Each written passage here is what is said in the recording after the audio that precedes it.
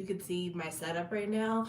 As you guys know, I film here a lot, and I have a tripod that I use, and the tripod broke right before I was getting ready to film, and I'm like, oh, what can I do? What can I do? And I have a potato chip clip that I've got my phone attached to in order for me to talk to you right now, and it's a fucking mess. I can't believe I'm doing this, but you know what? The show must go on. So hey, how's it going? I wanted to talk about the K-pop Chart Master Top 30 of 2023. Um, this is not my list at all because I didn't make a list for 2023. It just happened to be I was scrolling through Twitter one day and I'm like, oh, this could be fun, right? And so let's see here. Yeah, it's good. So I was like, this could be fun. I'll go through this because I feel like in 2023, I stayed very in house for K-pop. Like there were a couple of I say there were a couple of releases from like Hype that I really paid attention to, but most of the releases I paid attention to were absolutely dedicated to SM. That was my main one. And so that's why I was like, okay, well, maybe let's just see what else is out there. Hey, Tony, let's see what's out there. Let's see what I haven't listened to that's kind of out of my wheelhouse, out of my regular to dos that I would really enjoy. So I listened to 30 different projects. And I was going to say albums, but they're not all albums. A lot of them are EPs. But yeah, there were 30 different projects that I listened to in the order from ranking 30 to number one. And I have to say, it was a really good experience for me. I really enjoyed it. There was a lot of stuff I listened to that I would have never thought to listen to because it just didn't have my interest. There was a lot of stuff that I listened to that I was super excited that it was on the list because it's some of my favorite stuff. And then there was just some stuff kind of in between, like maybe I'd listened to it before, but it didn't make an impression, so I decided to listen to it again. And I really, really liked it. And so I wanted to share kind of my listening experience with you guys. So I want to start first with number 30, which when I talk about things I would have never listened to on my own, like I would have never gone out and been like, yes, I need to listen to this album. Number 30 is The Village of Perception, Chapter 3. And I am just like, the what of the what? So apparently, the group Billy they had a series of albums called The Village of Perception, and Chapter 3 was the one that was voted at number 30 for top projects of 2023. And because I had never listened to Billy a day in my life, I was like, okay, let's try this out, see if this is going to work for us. This could be a cool thing. So I listened to it, and I have to say, I really liked it. I thought that the project was really good and that it had a very consistent sound. It was one of those things where, like, I say it a lot, but I love a theme. I love a themed album, whether the theme is in the lyrics, whether the theme is in the music, whether the theme is in the art that goes with the music. I love a good theme. And I just felt like this was a very well put together sonic experiment. Nothing jumped out in the track list that threw you off from enjoying the rest of the album. So in my notes I said this album is so pretty and slightly dreamy in the same way Nighttime is. Strongly recommend. So I listened to a lot of these at night. And so I had a lot of nighttime feels for the full list, but part of the reason why I listened to it at night, and I don't know if any of you feel the same way, I listen to a lot of albums at night because when I listen to albums at night, it really does help me to kind of hone in on the sound because I'm not as distracted by like changes in light or changes in like the direction of the light. It's dark. So all I'm concentrating on is the sound of the music. And I listen to this at night. I listen to a lot of this on like my drive home. And I really loved how kind of like swoopy and sleepy, but at the same time almost fairy like the sound was. But it wasn't like corny fairy. It wasn't, the Renaissance fair. It was very much just like everything was put together in a very airy kind of atmospheric way, and I really, really loved it. So of that album, my favorite songs were Enchanted Night, White Night, and Uona. I remember hearing them pronounce the name of the song in the song, but it's been a while since I listened to it, so You Own It is what I want to call it.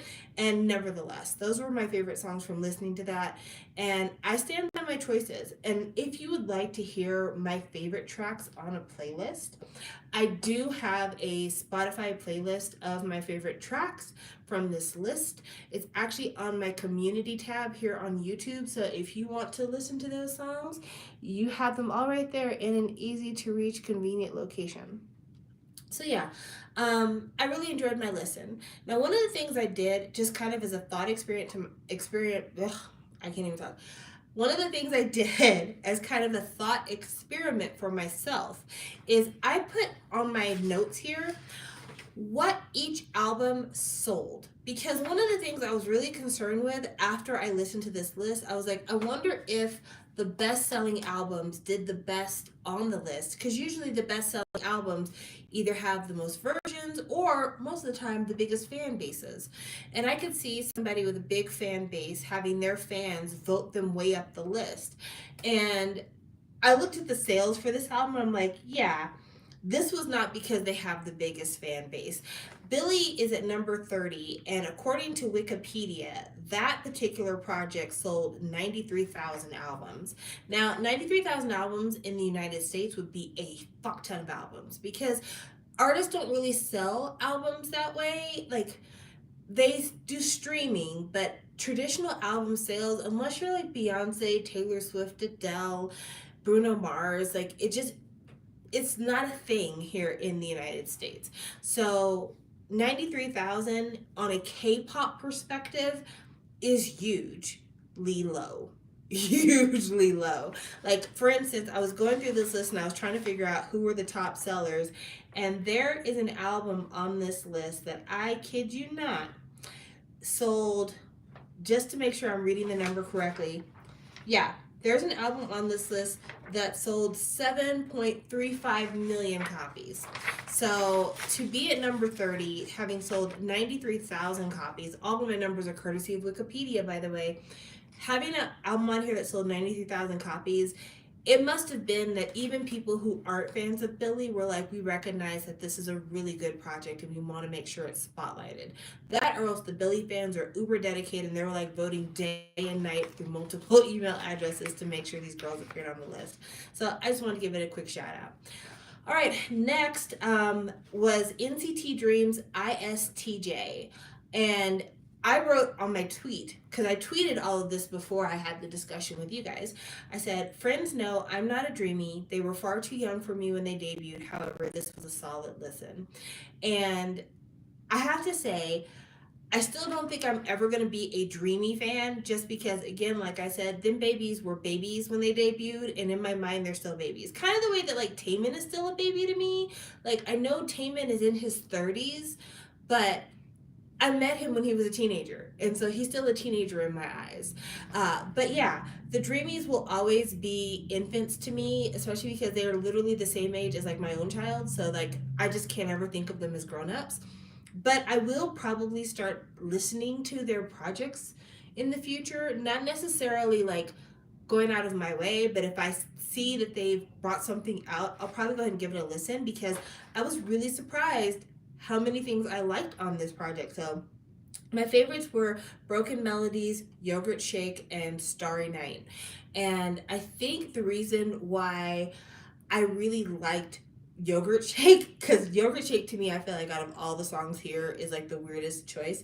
I think the reason I really like Yogurt Shake is because even though it had a cringe title and the word yogurt shake in English is prominent in the song, I don't know, I just felt like of all the NCT projects, it takes itself the least serious, which is ironic because every NCT project is taken super seriously because of how much SM depends on the album sales. But I don't know, I feel like with NCT 127, they've been kind of like so focused on success that I don't feel like the songs are that fun, especially because the way that they tend to focus has a lot to do with voices, which I'm going to go into a little bit later as I go down the list. But I feel like with the Dreamies, there's not as much focus on making sure that the fan favorite has the most lyrics. Also, they're a smaller group than 127, so I think it gives a little bit more breathing room to what they do. And I don't know, I just really enjoyed it. So yeah, highly recommend. Also, that project is the top selling NCT project on this list. That project, according to Wikipedia, sold 4.29 million copies. That's massive. That's it is really strange as someone who got into K-pop prior to 2012, cuz I usually use 2012 as like my big year that I like really started paying attention to K-pop, but my first K-pop comeback, if you will, was the Wonder Girls Nobody. Like they were literally the first K-pop act I ever saw. I saw them on an episode of the Wendy Williams show. So, yeah, for me, the Wonder Girls are my start into K-pop. In 2012, when I was really like starting to buy K-pop albums and ingest more Korean media, if you had told me that there would be a K-pop music group that was selling 4.29 million albums and they wouldn't even be the best-selling group of the year, I would have looked at you like you had 15 heads, because that's crazy numbers.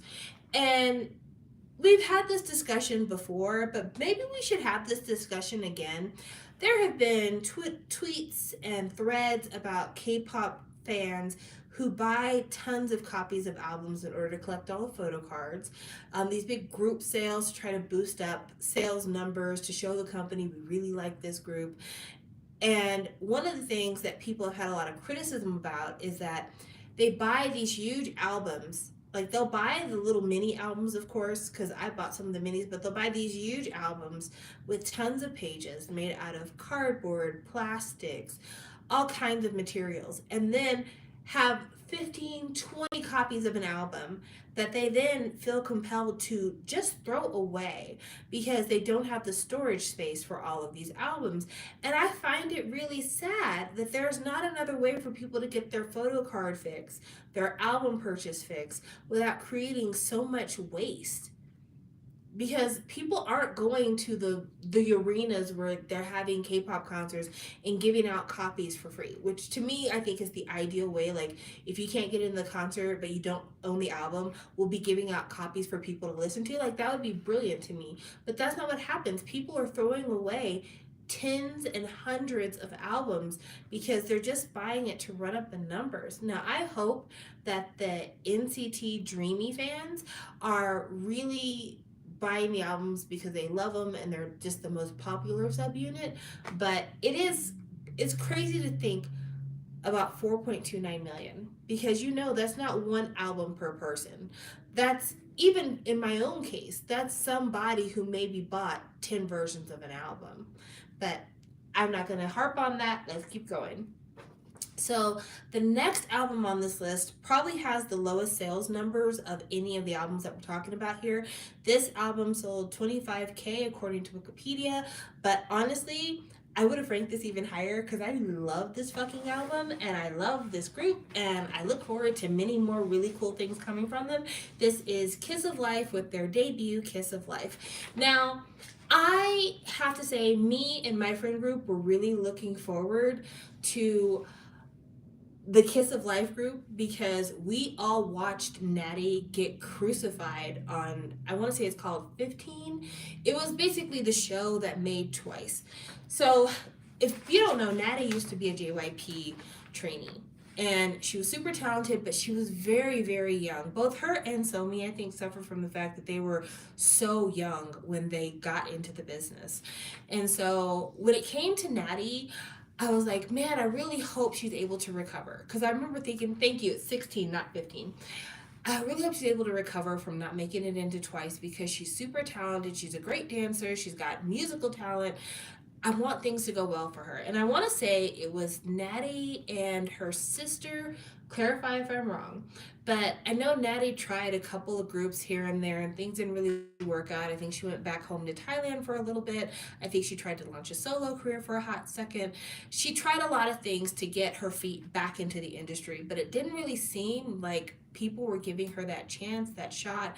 And I was really sad for her because I just really think that she's she just got it all. She's got it all. But also, I think a big part of why things were not working out well for her in Korea, if we're just really honest with each other, it's because Koreans can be quite racist to non Koreans, even if they're super talented. Like, God, look how fucking incredibly, insanely popular and talented Lisa from Blackpink is. Yet, when there were rumors of her not resigning to YG before it was finally clarified and verified, people were like, oh, she's trash and she does trashy things, and YG is the only thing that keeps her from being a complete trash bucket. Like, there's a lot of racism involved when it comes to foreign idols. So having Natty land in Kiss of Life, my hope was, God, I hope that this group really takes off. I hope this group does super well, because I just want her to have a chance to show her skill. And you're right, Sarah, calling Lisa everything but a child of God. I just really wanted her to have an opportunity to showcase her skills, prove the haters wrong, if you will. And I don't know, just reclaim some of the promise and the opportunity that she lost by not making it into Twice. So anyway, Kiss of Life. I wrote on Twitter, this is a complete winner. I had already listened to this earlier this year, but forgot how good this was. SM, find these producers and hire them immediately. The reason I said that in my tweet is because there's just something about the sound that Kiss of Life puts through on this album. A lot of it is like New Jack Swing inspired, early hip hop inspired, some really beautiful balladry on there as well. But especially Natty's solo Sugarcoat. I remember listening to that song the first time and thinking, if Red Velvet released this as a single, Korea would lose their fucking mind. Like, Sugarcoat is so fucking good. And I've talked about this before on my channel because I'm a super old bitch and none of you are as old as me, so you'll never remember this. But when I was a teenager, there used to be a TV show called New York Undercover, and it was created by the same people who make Law and Order, the television show here in America. And I remember loving that show because it was like a cop show in the 90s, back before a lot of the ACAB movement really got loud, that had two what they called hip hop cops. It was basically like two cops, one was Puerto Rican, one was black, and they used to wear baggy jeans and, you know, like whatever the hot 90s fashion was. And they would incorporate a lot of hip hop music into the show. And when I hear songs like Sugarcoat, it reminds me of that hip hop style that was really popular in the early 90s. And it's a style that you don't really see in a lot of modern hip hop right now, but it's a style that's so rich and so fun. And especially with like the Y2K clothes coming back and a lot of the 90s staple brands being redone, I just feel like Sugarcoat is exactly the sound I would love to see kind of have a renaissance.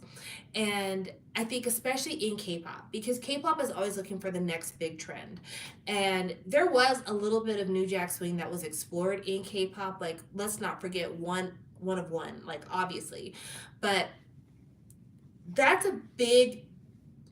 a big swing to like super early Color Me Bad, Aaron Hall, Guy style New Jack Swing, whereas Sugarcoat is definitely more of like the Moken stuff and the SWV kind of New Jack Swing part of the movement, which to me, there's just not enough of that in the world. So I don't know. I would love to hear a sound like Sugarcoat, a sound like Kitty Cat be incorporated in SM instead of some of the stuff they have done, because SM has done some retro concepts before. NCT has one song in particular, I can't remember the name of the song, it's like a sports named song, I'm sure you'll correct me in the comments, but it had a lot of New Jack Swing in it as well.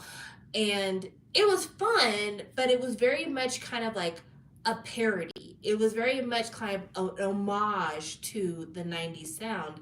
Whereas to me, Sugarcoat, if you had told me this was a Korean cover of an older 90s R&B song, I would have absolutely believed you. Like, it doesn't sound like a new song to me. It sounds like a song I've known all my life. So, I don't know. I really like Kiss of Life. I also really liked their project that came out right after, the TTG project. That was good. That was really good. There's a lot of great stuff on there as well. In fact, TTG reminds me a lot of Brandy's Baby Baby. Baby, baby, baby, baby. So I highly recommend it. I heard they got a Rookie of the Year award not that long ago, or a Rookie Song award. Can't remember now. I saw it on Twitter, and there's so much crap on Twitter that I just kind of scroll through it. But I really hope that Korea embraces these girls, gives them opportunity, allows their albums to thrive. I hope they have a viral song. Like, I want all the best stuff for them because I'm on Natty's side. I want to see her do well. All right, let's go. Number 27. Again, this is another one that's not big sales, but it has a lot of fan fervor around it. It's Loose Symbol's Loose Symbol. This album sold, according to Wikipedia again, this album sold 61K copies. And I wrote, I haven't really been keeping up with the former Luna girls, but this was surprisingly a pleasant listen. I don't think Sensitive was the best title track, but the B-sides made me happy. And the songs that I liked from this were Real World and Coloring. So it's funny because earlier today or yesterday, I retweeted a tweet that said, what's a song that feels like it went number one even though it didn't? And I had retweeted someone else's tweet about Luna and the song Eclipse being number one. And they were like, back in the Tumblr days, you could not have told me this was not a number one song. And I think about how like Stan Luna was a meme, and I think about how much we were all excited to have all of Luna finally debut, and just the strong fan push behind Luna. And now here we are way later, and I feel like everything that Luna did as a group was completely undone by horrible management and everything else, and it almost feels like Luna is a cautionary tale, if you will, about like how sometimes the fan noise doesn't necessarily translate into fan dollars. And so I hadn't been keeping any type of track on Loose Symbol. I wasn't looking forward to the listening experience, but I thought it was good.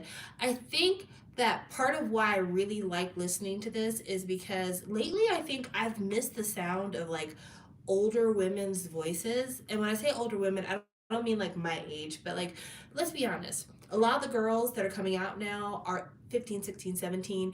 I just saw where a group is getting ready to debut a child who is 12 years old. 12 years old, my guy.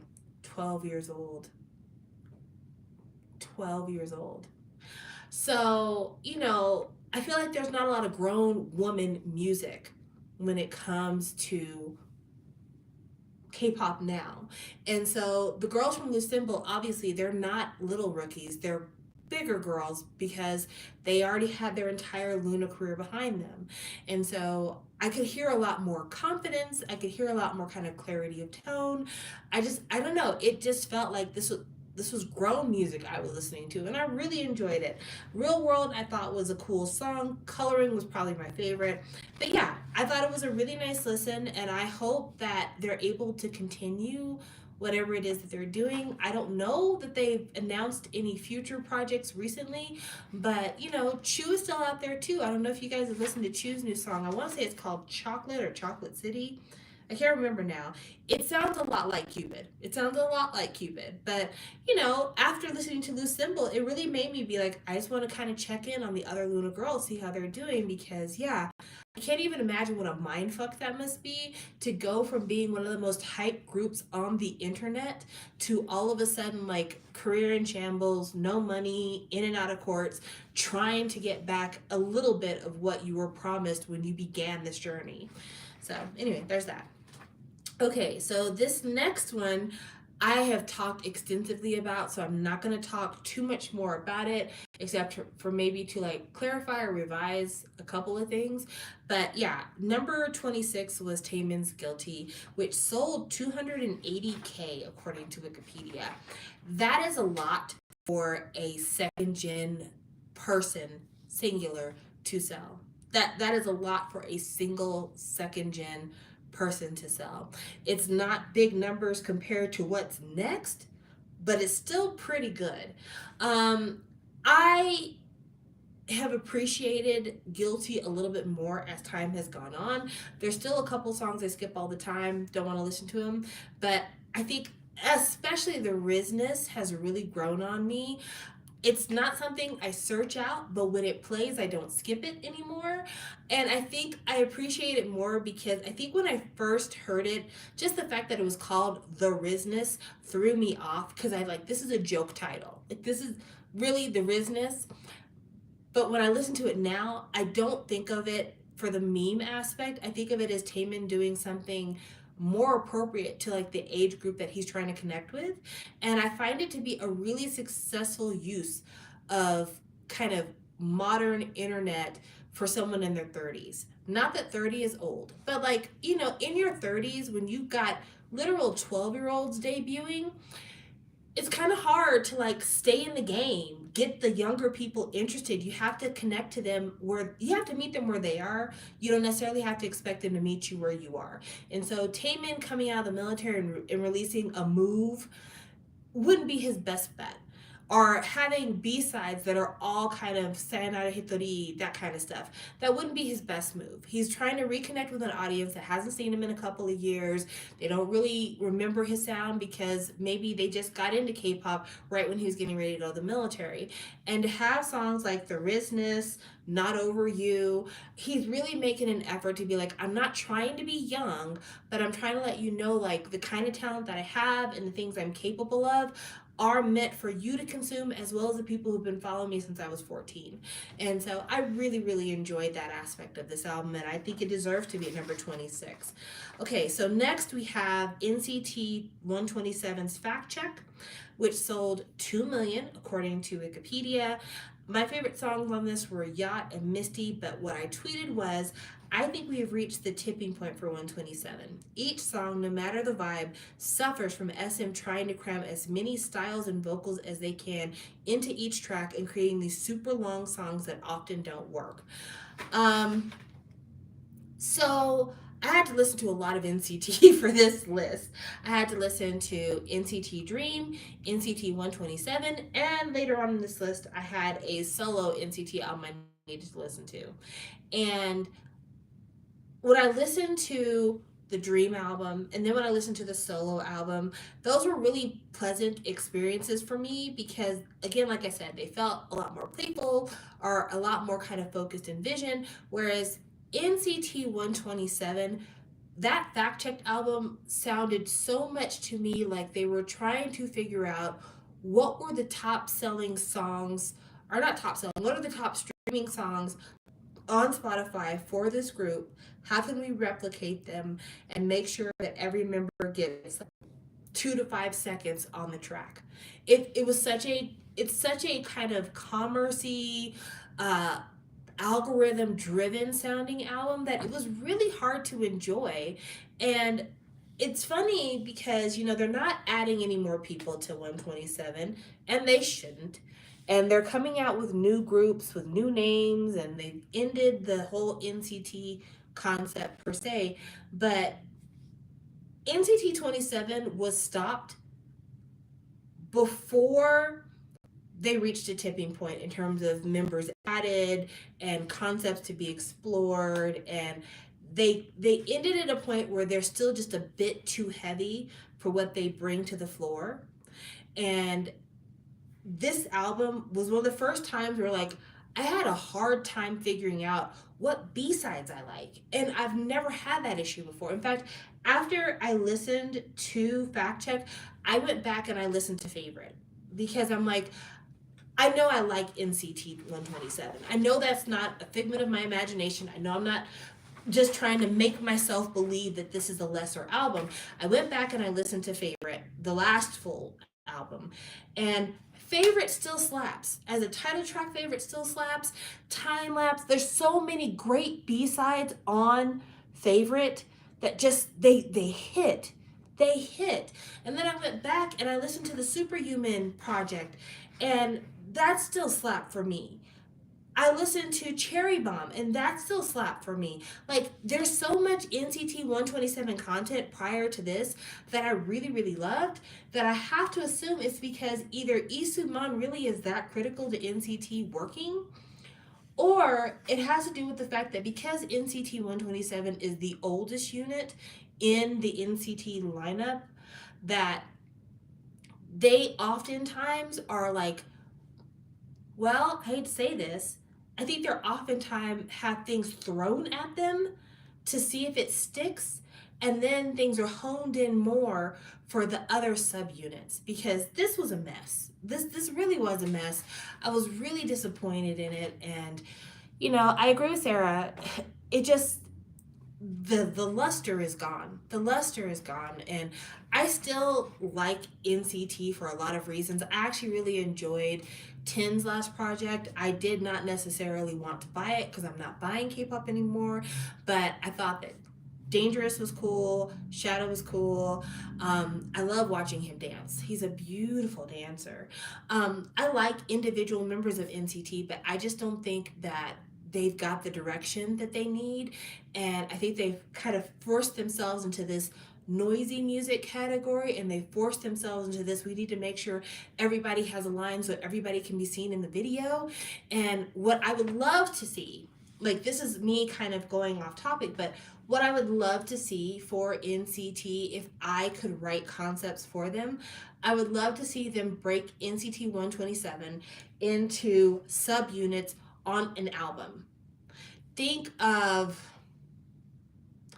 I think I said this one time a long time ago when it came to You'll Never Walk Alone by BTS, that I really loved that they had like group songs, but then they had each person got their own solo.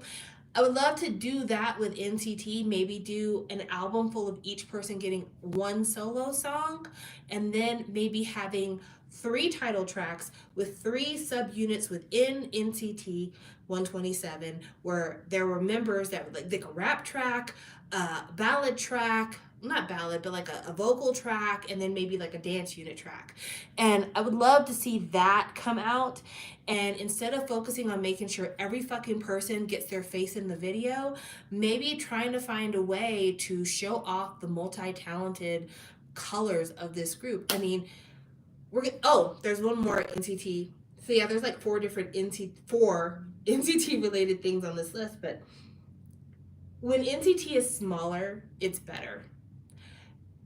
And I think that's kind of a thing, full stop, when it comes to K-pop.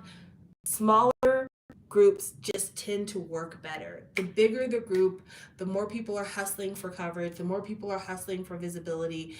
I just really enjoy a smaller group. I think an NCT 127 is just a little too big. All right, the next album. Oh, also, did I mention that it sold 2 million copies, which also shows that even the fans are fucking sick and tired of what NCT 127 is doing, because Fact Check sold 2 million according to Wikipedia, but NCT Dream's ISTJ sold 4.2 million. So yeah, even the fans are responding better when there's a little bit more kind of like this, I agree with you, Tony. Okay, next we're going to talk about another K-pop solo, which I love.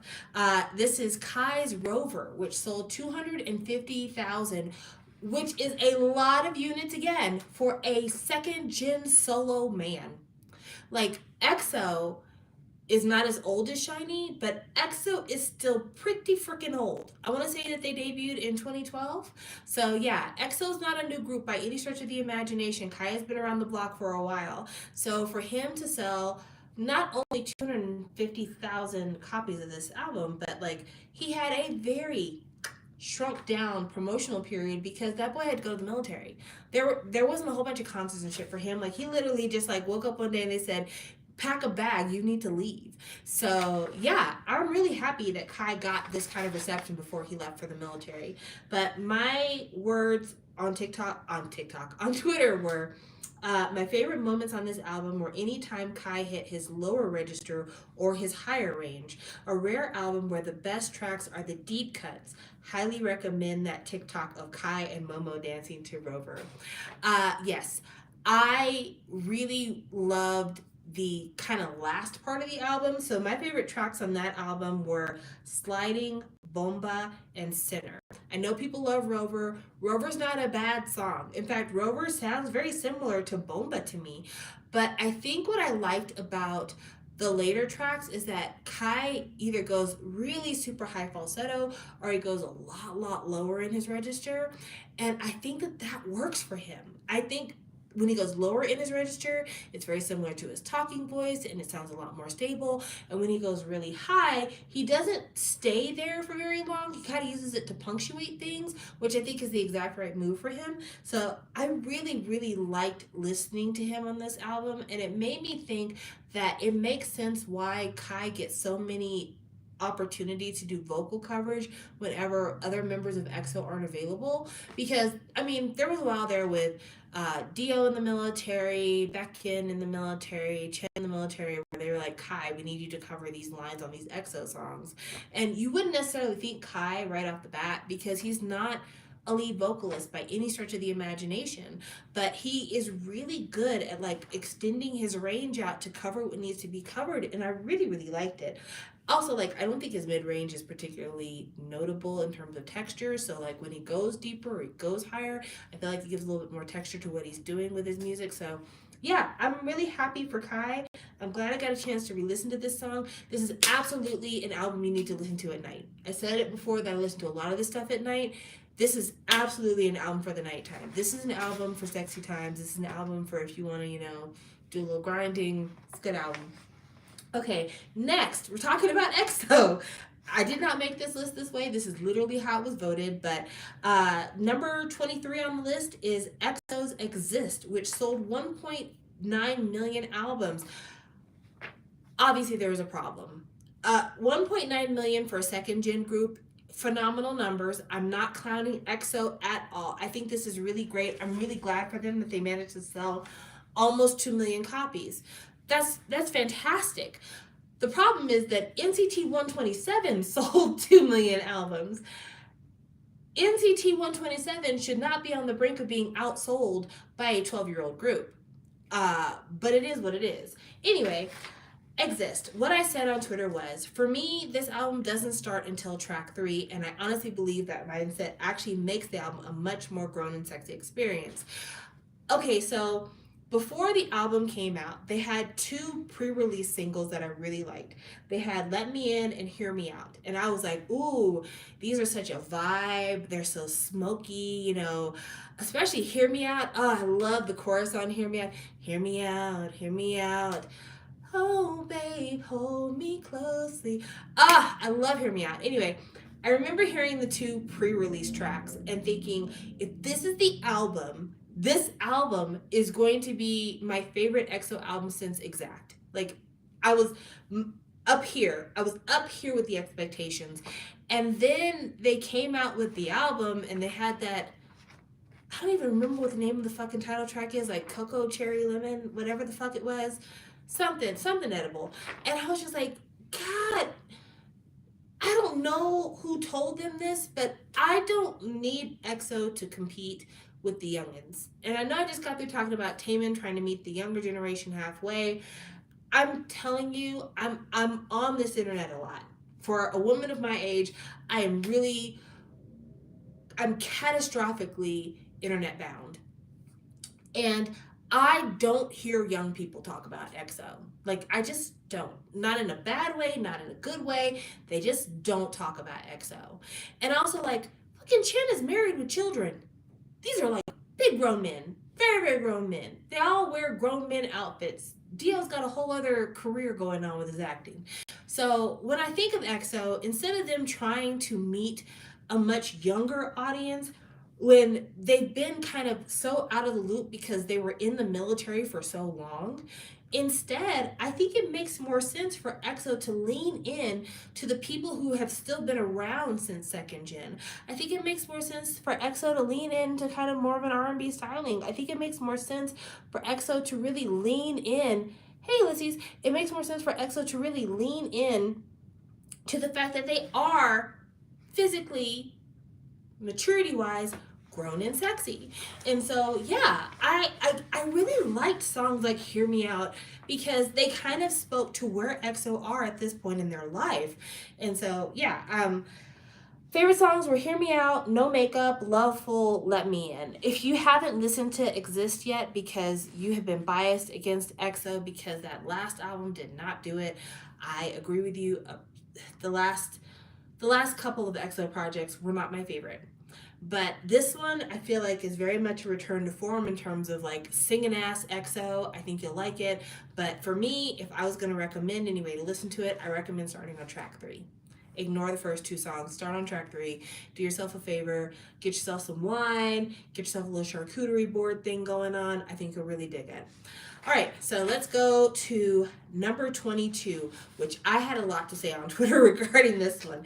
But number 22 was Taeyong with Shalala. So Taeyong, if you're not aware, is the leader of NCT 127, and his solo sold almost 500,000 by itself, like 518K by itself. So he sold as much as Kai and Taemin put together, which that's a huge number. He sold basically a quarter of what his entire group sold.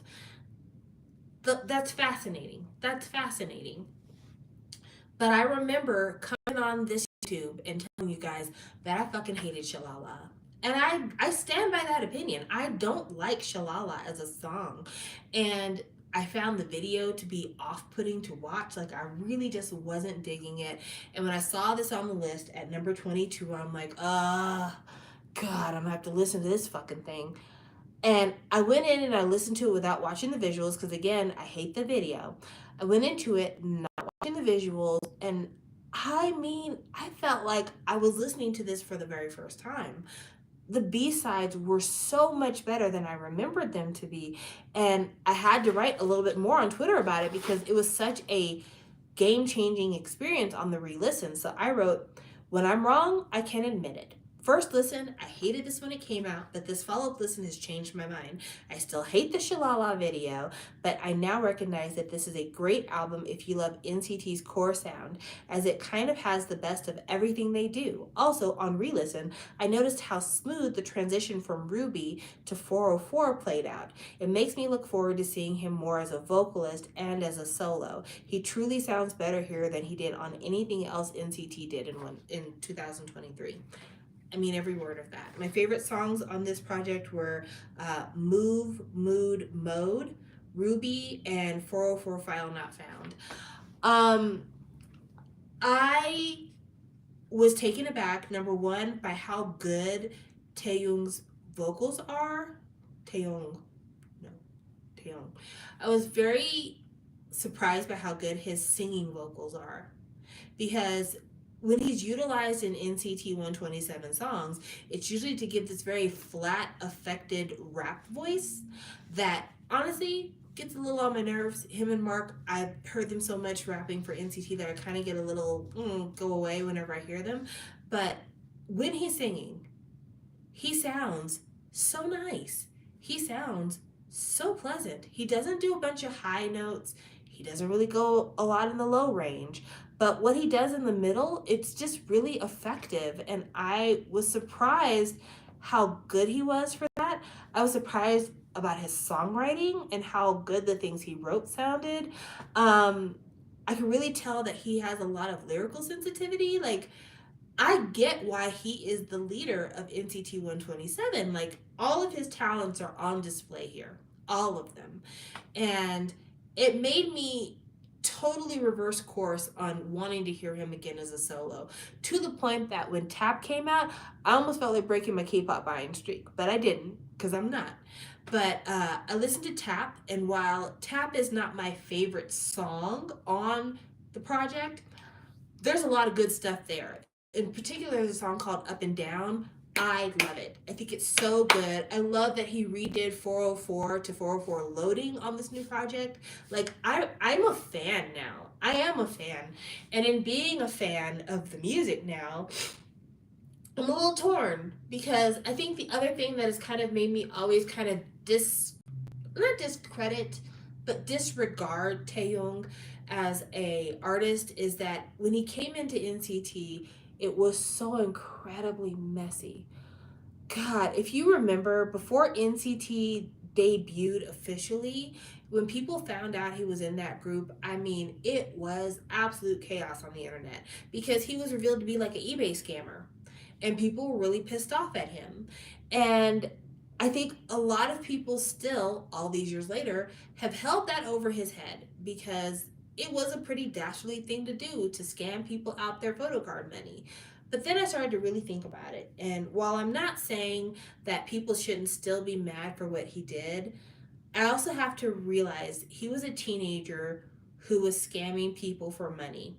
Well, why would a teenager who is a trainee at a huge important K-pop company, who's a serious trainee, a trainee that they are grooming to be the leader of their whole new concept, why would somebody in that position risk what they have going on for them to scam people out of photo card money?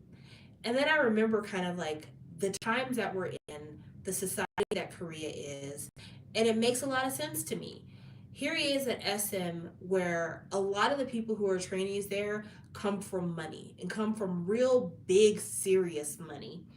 And he's probably wanting to scam people for photo card money so that he could buy clothes to keep up with the other trainees, so he could pay for food, because again, trainees don't make money. You do not make money being a trainee at a K-pop company. There are no wages connected to that. And so he's a teenager who probably doesn't have time to get a job because he's got to spend his time trying to correct his skills and make them work so that he passes every round of eliminations. And so he's like, I'm just going to run up a scam because I need things, or at least I perceive that I need things, and this is the way to get it. And it's unfortunate because that shit does keep up with you. But in the years since, there hasn't been anything. Like when you read his name and you look for scandals, there hasn't been anything. He hasn't been caught on a dating scandal like fucking Lucas. He hasn't been caught doing anything. Like, he's kept his nose clean and his head down.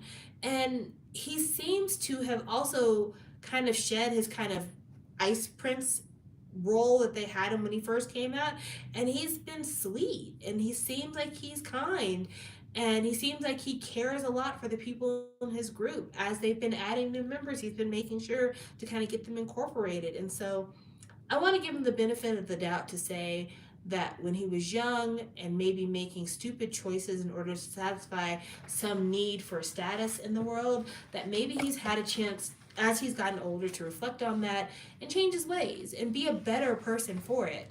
So yeah, I'm going to continue to look out for him because I find his music to be fun, and even though his visuals are just a little too much for me, I also really enjoy him on TikTok. He is a joy and a pleasure to watch on TikTok, especially because he had this one TikTok where he was dancing and the subtitle of the TikTok was cock, cock, cock. Don't know what that was about, but he did it. Okay, next we have number 21, which is Woods, and it's Ooh-Lee, OO-Li. I didn't like this. This is one of the few albums on here that I listened to that I was like, girl, go away. Listen, I don't have any strong feelings for Woods. I liked Woods a lot on his season of Produce. I bought the X1 album. I bought his solo that came out immediately after Produce. I want good things for Woods. I really, really do. But I didn't feel this album. And I think I didn't feel it because it's rock. What I wrote on Twitter was, first album on the list I just couldn't connect with. He has a beautiful voice and I actually vibe with Deep, Deep Sleep. But this album is mostly rock, and that's just not my style. It's not my style, and I would not feel comfortable judging him on a style and a genre that I don't really care for in the first place. So for me, the songs that I enjoyed were Deep Deep Sleep, and I liked Abyss, but I'm not with it. And the album sold it sold 82,000 copies according to Wikipedia, so I'm not the only one who wasn't really feeling this project. But he's in the military now. My friend Jade got a chance to see him in concert in New York, and apparently he's a fun show to attend, really, really charismatic. But yeah, I just don't think that his music is for me, per se. All right, so the next thing we have here sold twice as many copies. Yes, unique with something else. Man, if you want to talk about a group that as a group didn't really hit, but as solos have really done the thing. Unique is the one, especially what's his face? It's in the BL in China. That boy, money hand over fist. Yibo, I think is his name. Hand over fist. That boy is making money left and right. And so, yeah, sometimes the K-pop mainstream method to fame doesn't necessarily work, but you know, just getting that opportunity and then utilizing that to do other things, make your money. Make your money. All right, so the next one on the list is number 20. It is I with Itzy. What is this album title? What is I? What is Itzy? I don't get it. I don't get it. Anyway, it sold 168K, which is surprising because IVE is a huge group in Korea. Like, it is one of the top like girl groups there. I mean, it's like IVE, New Jeans, E Seraphim, Itzy, like that whole Index baby, that whole group of people. Anyway, IVE is probably the most popular like in Korea of this group of girls besides New Jeans. New Jeans is killing it in Korea, but that's a whole other conversation.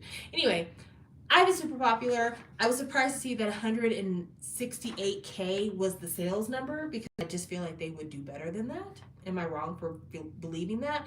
But what I had to say was another missed bag for me. I think the singles are strong, but the only B-side that worked for me was Cherish. However, most of these girls are young and have time to grow vocally and do something amazing down the road.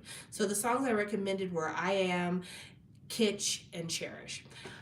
So with IVE, I think that their company does a really good job of picking title tracks for them. The title tracks are songs that like literally anyone could do them and they would be fire because they're written so incredibly well. But when we dig into the B-sides, it's a lot of girls who I feel like they still don't sound like they're quite comfortable in the recording booth. I don't know why, but they just do. A lot of them have voices that are super underdeveloped. And it's funny because I saw a tweet on Twitter yesterday. It was this white girl and she was singing a girl group song and she was like, I'm just doing something really funny because they don't have this sound on TikTok anymore. And she was fucking killing it. She was fucking killing it. And I was like, am I the only one who feels like her vocals are very strong and she should maybe take this K-pop thing seriously? No. All the comments were like, you are shitting on your faves. Like, stability while dancing and singing these songs.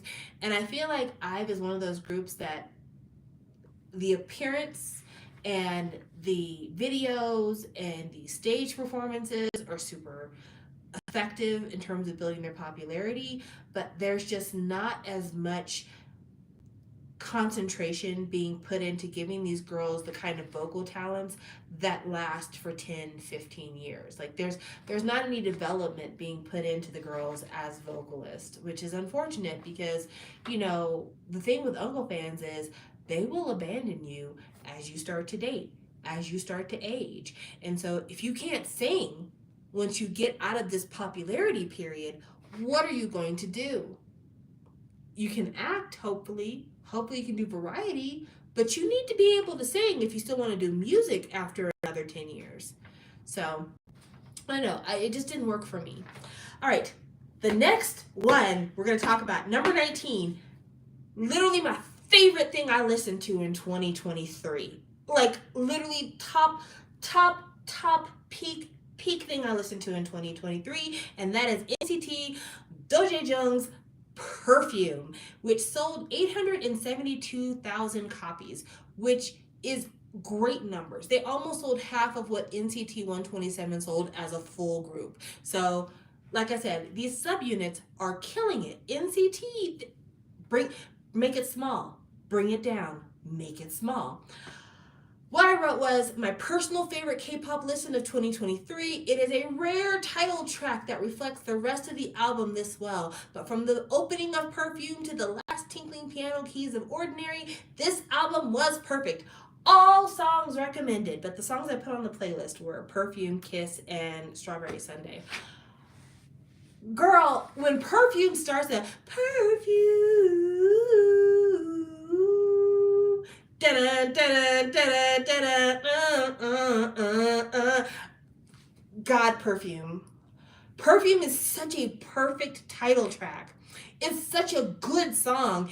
It is a song that if NCT 127 did it as a full, I would probably hate because then they'd be trying to rap and I don't need them to. But my God, I hope this subunit comes out with many, many more projects that I can listen to. I think it's perfect. There are no skips on this for me. There are no skips for me. I love everything about this project from front to back, top to bottom, backwards and forwards. I love that it started out a cappella. I love the last track as a piano ballad. I love Kiss is so sexy. I love Strawberry Sunday is so breezy and kind of like, hey girl, I really like you. You're delicious like a strawberry sundae. Oh God, I love this project so much. I do. The only thing that I wish that they would have had their own perfume line that you could have bought that had like a digital album you could download, because that would have been high key marketing in my opinion. I think it would have been something that they could have had a collaboration with like an Etude House or something, and they could have released the subunit Perfume that you could buy, and if you buy it, you get a digital download of the album. That I think that should have happened, but my God, it didn't have to be a liquid perfume, by the way. It could be solid perfume so they could travel in the mail. Back to it. Vocally, it is exactly what I love. Every time I listen to an NCT 127 song that has a really beautiful vocal bridge, and then all of a sudden here comes Mark, I always think to myself, if he would just step out the way so I could just listen to this bridge here, that would be really lovely. I would really appreciate that. I'm particularly thinking of Superhuman again. The bridge on Superhuman is so fucking beautiful that I just really wish there was no rapping on it at all. But yes, this project here, repeated listens. Months later, repeated listens. This is so good. So good. I cannot recommend it enough. It was my favorite K-pop listen of the year. There was some other stuff that I also highly rated, but this thing right here was the one for me. Oh my gosh. It was a pleasure to listen to it again. All right, now let's keep going. So number 18 was something I did not expect to listen to because I have kind of stopped listening to JYP projects altogether. And I don't say that to be like, fuck JYP in any way, shape, or form. I have nothing against JYP as a label. In fact, I think out of all of the K-pop labels in the industry, to me, JYP does the best job of cultivating idols. Be clear, idols. Not singers, not dancers, not rappers. Idols. There's just something about the people that come out of JYP. They just seem like the kind of people you want to hang out with. Like, you think about a Jackson Wang. You think about, the girls from Twice. You think about even like members of 2PM. Like, they just seem like cool dudes and cool girls. And so I don't have no hate against JYP, but musically for me and JYP are not on the same planet. And so I haven't even tried to listen to a JYP group, much less Itzy. Like Itzy, when they first came out, they had some really hot title tracks that really went places, but I feel like recently people have cooled on Itzy. I don't know why people have been so cool on Itzy, but when this hit showed up on the list, I'm like, well, it's been a while. I know they have some really good title tracks. I expect to at least, have a good time, even if the music doesn't score with me. I was very pleasantly surprised. So Itzy's Kill My Doubt, which sold 1.2 million, great numbers. It's more numbers than IVE. That's the other thing that I find so ironic, is that people are like, Itzy's okay, but IVE, they didn't sell. Like they sold a little over a tenth of what Itzy sold. So like Itzy's still kicking ass. Granted, a lot of that is because they have more international sales than IVE, but still Itzy's kicking ass. Anyway, what I had to say for that was this album screams confidence. The vocals are so strong in every way and made every song sound better than I anticipated. Literally, these girls sounded like they've been in the booth for 20 years. Like they really came on there and they have so much personality. They sound so fun.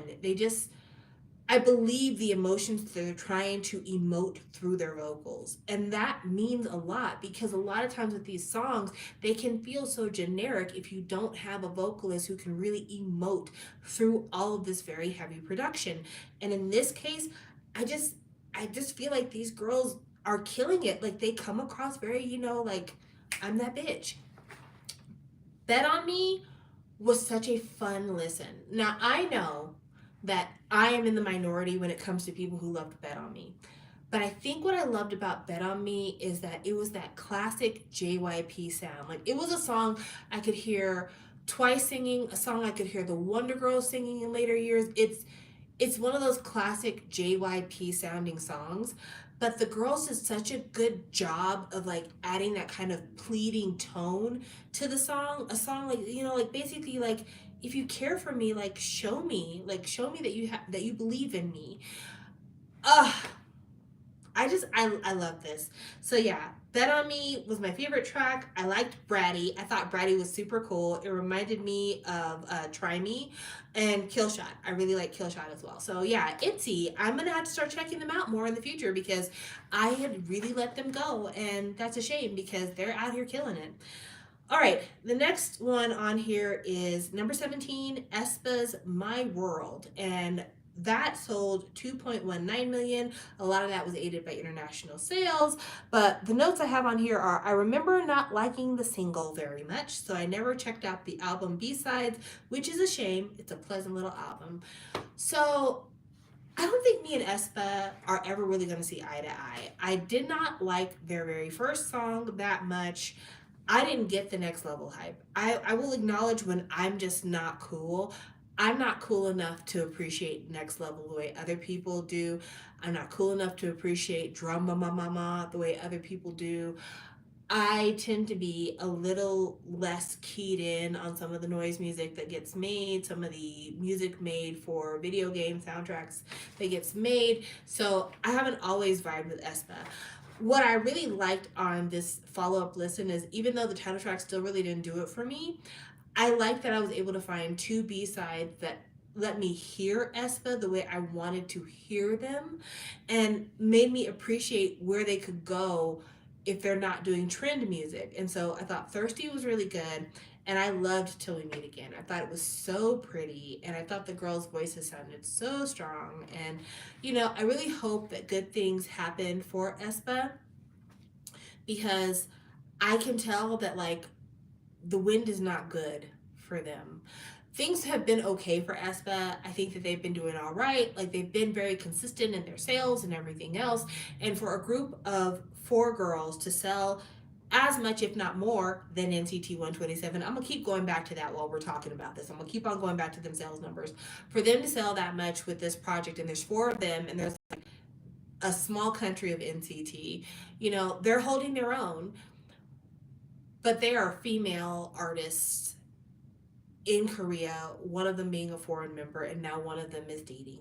And I am afraid of how their next project is going to be handled because I don't think that the uncle fans that are a part of the aespa buying public are going to support girls that they don't think they can fuck.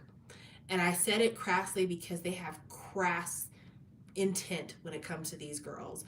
I really do think a lot of these uncle fans are going to hardcore boycott aespa for Karina, a grown woman, 23, daring to date a 25-year-old man because they think that she should be at home alone, only desiring her fans.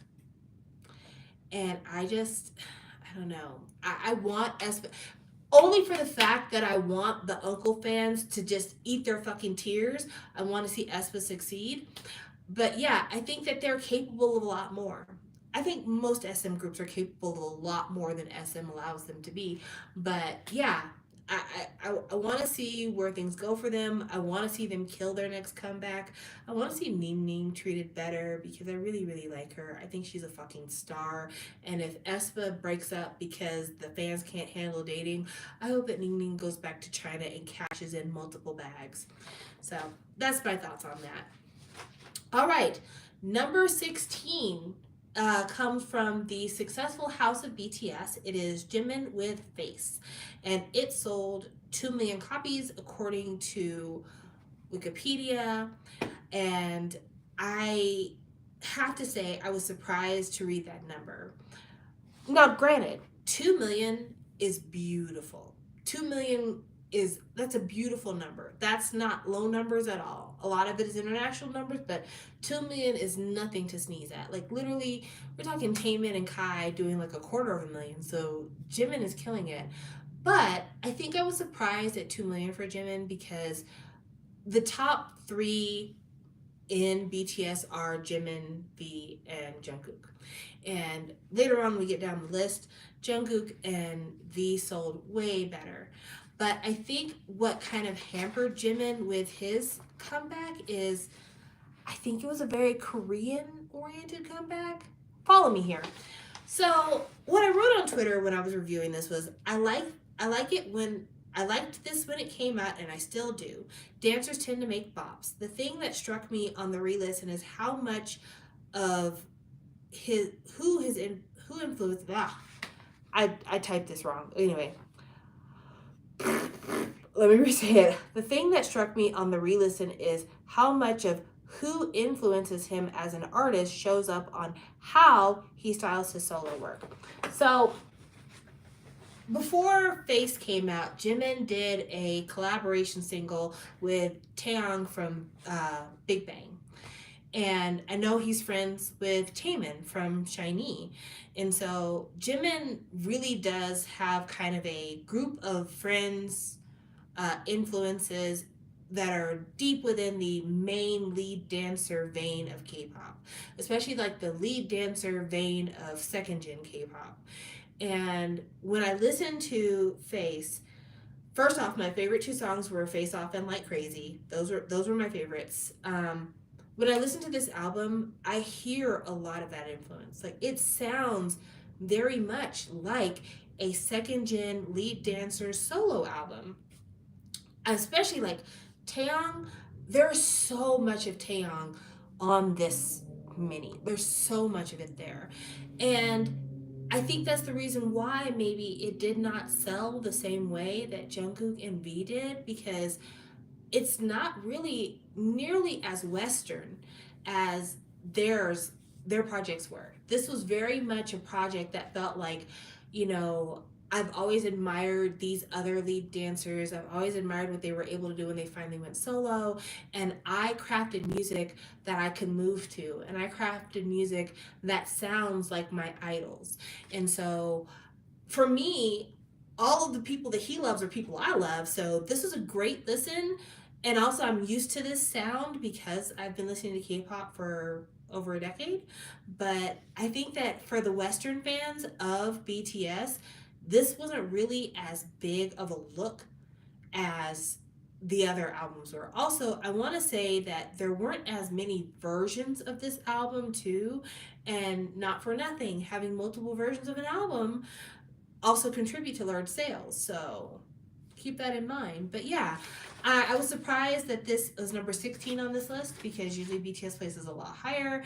But I think that it's fair. I think it's fair. So number 15. Number 15 is E Seraphim's Unforgiven, which sold 1.69 million according to Wikipedia. And the list of favorite songs I have for this, I literally picked half the album. Blue Flame, Anti-Fragile, Impurities, Burn the Bridge, Eve, Psyche, and The Bluebeard's Wife. I truly loved this listen, and I had never listened to this album before. I hadn't. I had listened to some title tracks, but I had not even attempted to listen to this album.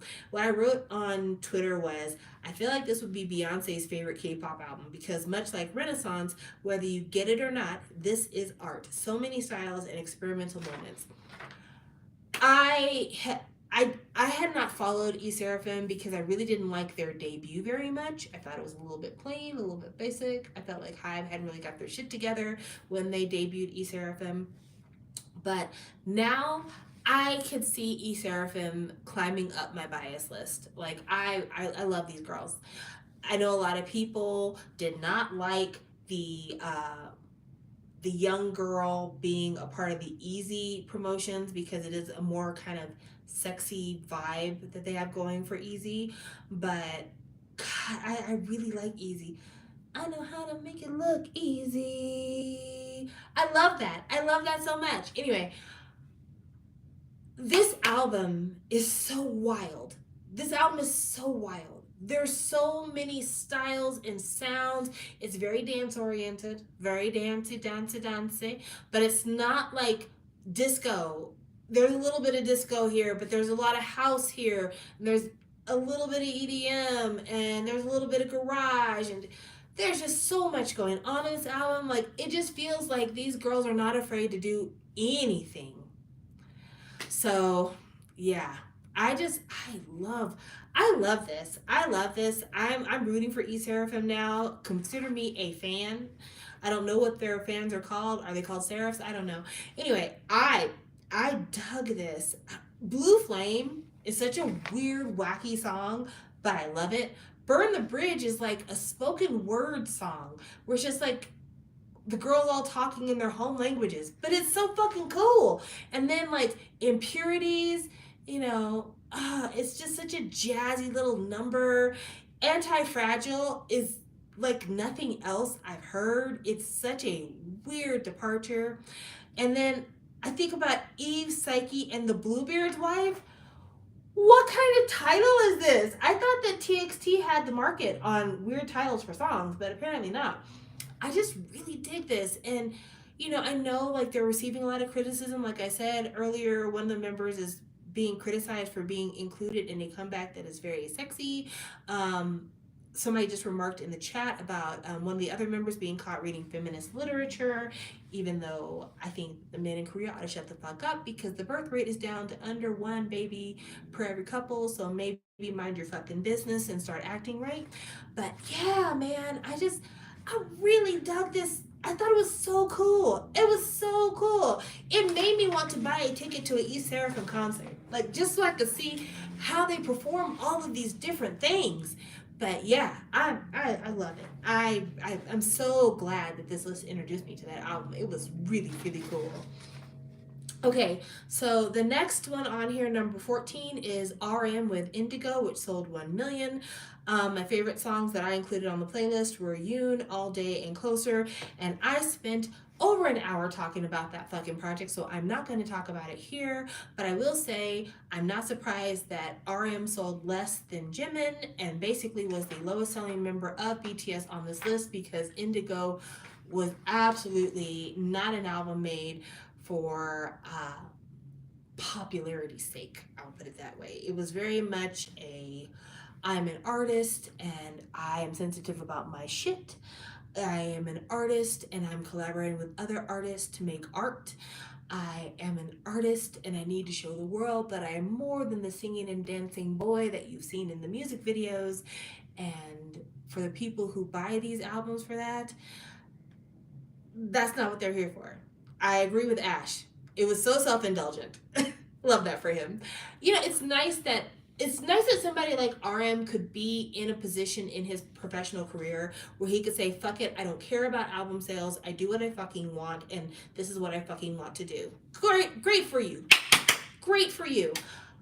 For the buying public, it was not as much fun for us. This is great for you that you could do this. This is lovely. I'm so glad. For the buying public, this was absolutely not for us. And I need RM to really work on his English diction.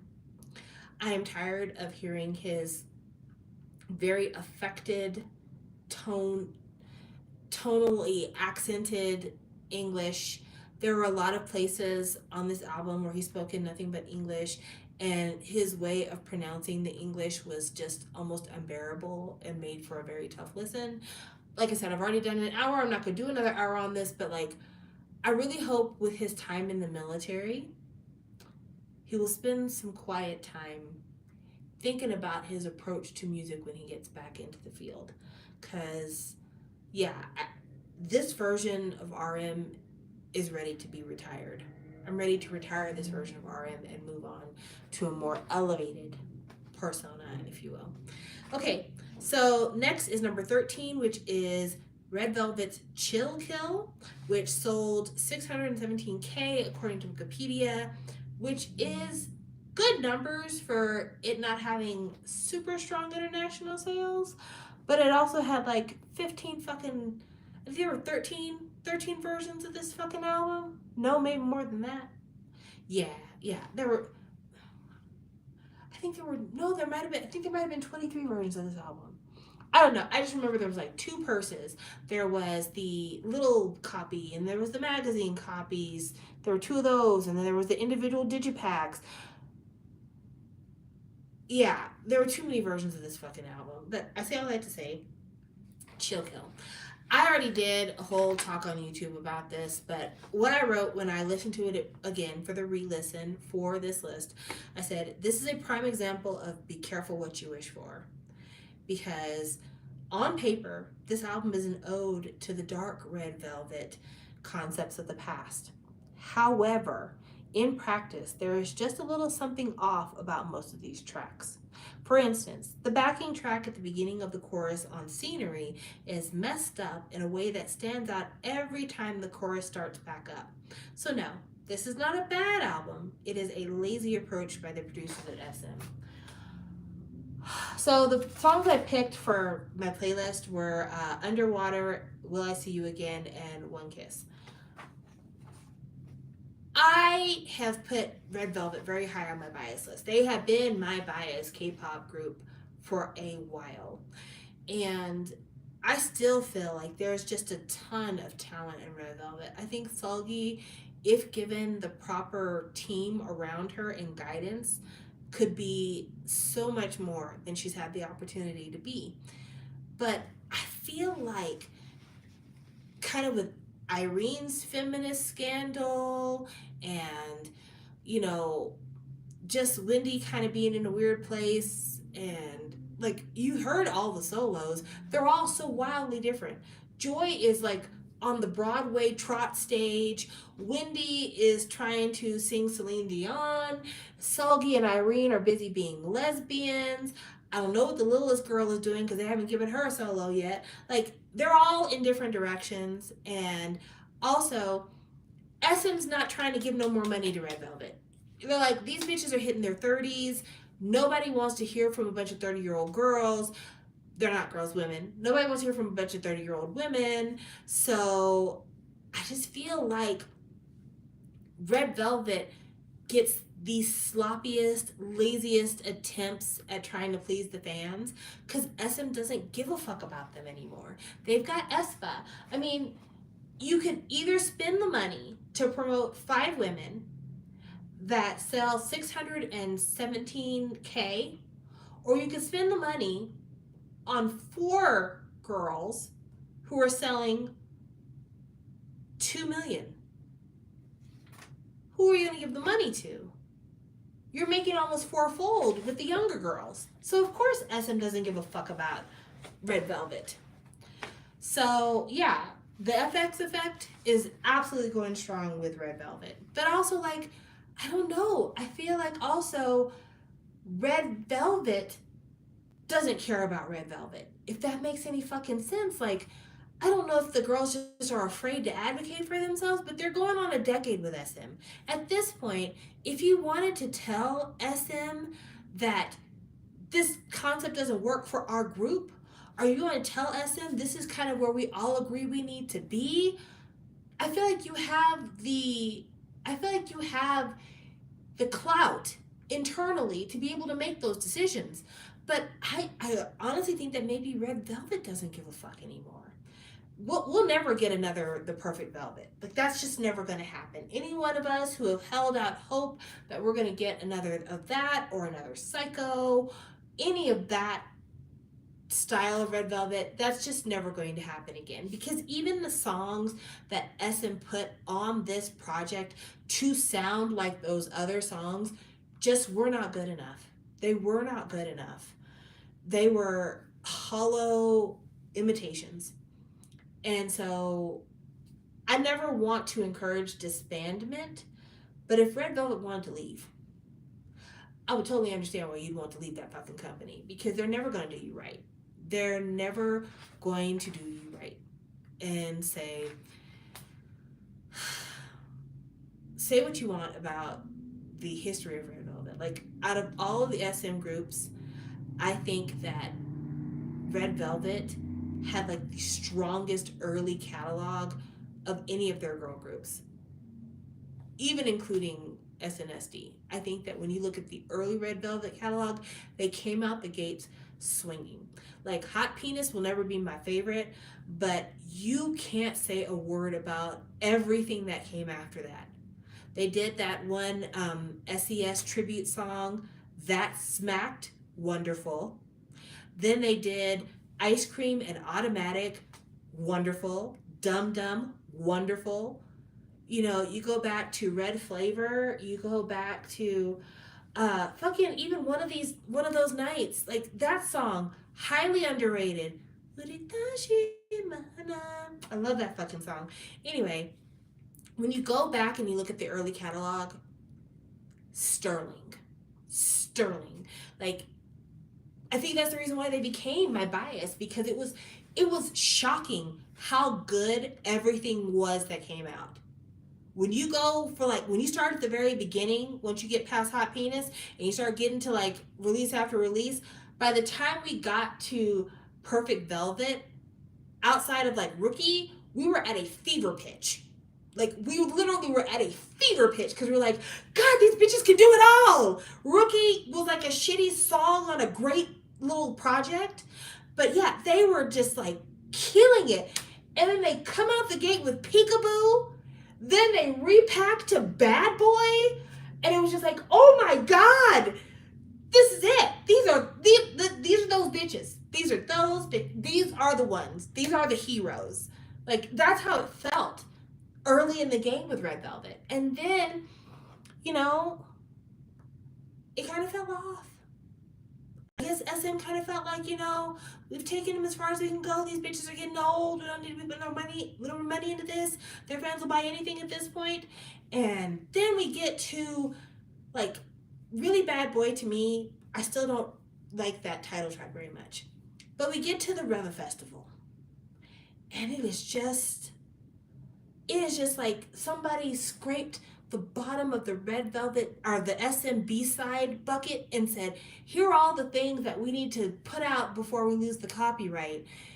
So we got Zimzalabim and Oompa Oompa. And it's just like, what the fuck is this? Where did these shits come from? Why are these title tracks? But then Psycho. And we're like, oh, they still got it. They still got it. Our girls still got it. Got me feeling like a psycho. And then Wendy falls off the top of the stage. And we're in hiatus. And we come back with Queendom, cute. But then we start doing these weird ass classical musical features. And it's so wild. And it's just... Naughty was a bright spot. I will always give it to Sulgi and Irene. Naughty is still that bitch to this day. If you've never heard Naughty before, highly recommend it. Naughty, naughty, naughty. Anyway, I say all that to say, I think that Red Velvet is tired. I don't know if you watched Red Velvet's Killing Voice. I did. Red Velvet has a killing voice out there. If you haven't watched it, you need to watch it. They sing my absolute favorite Red Velvet song of all time. If you know, you know. But they sing my favorite Red Velvet song of all time, and they're fucking dead in the eyes. Absolutely dead in the eyes. Except for Wendy. Wendy's happy to be there. But Kingdom Come, I should have known when I heard Kingdom Come that was the best things would ever be. It was the best things would ever be. But they sing Kingdom Come on their killing voice, and they sound exactly like the record. Like, they sound so good. But Irene was checked out. You could tell Sulgi was kind of like, oh, I forgot where we were in the song towards the end. Wendy, like I said, happy to be there. Irene is like, this is cool. And the baby was just like, I don't think I'm in this song very much, so I really don't have anything to say. But yeah, poor Yuri. They treat her so bad. But yeah, you could just tell that like at this point they were promoting a comeback throughout memory.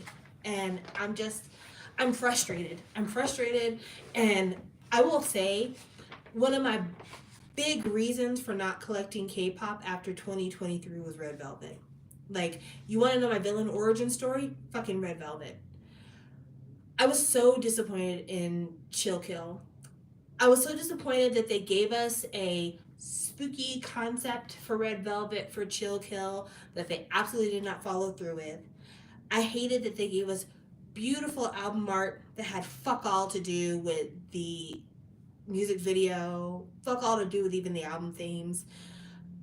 I was so disappointed that like the chorus was so upbeat and chipper for a song that again started so dark. I just it was careless, it was lazy. SM is like, this is what you guys like, so whatever. So yeah.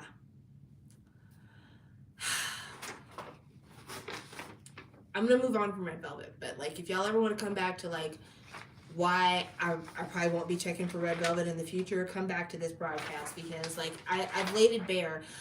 The only thing I want to hear from Red Velvet moving forward is I love it when they decide to stretch their arms towards R&B. I still think that Red Velvet makes an amazing ballad if given the right writer. And Solgi and Irene can come back and do scissoring again. I like that when they do that. But other than that, I just really don't want to hear anything from Red Velvet for a hot minute until they sit down and they really get a team together and they come up with something that the girls are excited to perform, and something that is worthy of who they have been and are capable of being. All right, number 12. This is the highest selling album on this entire list, and it is 17 with FML.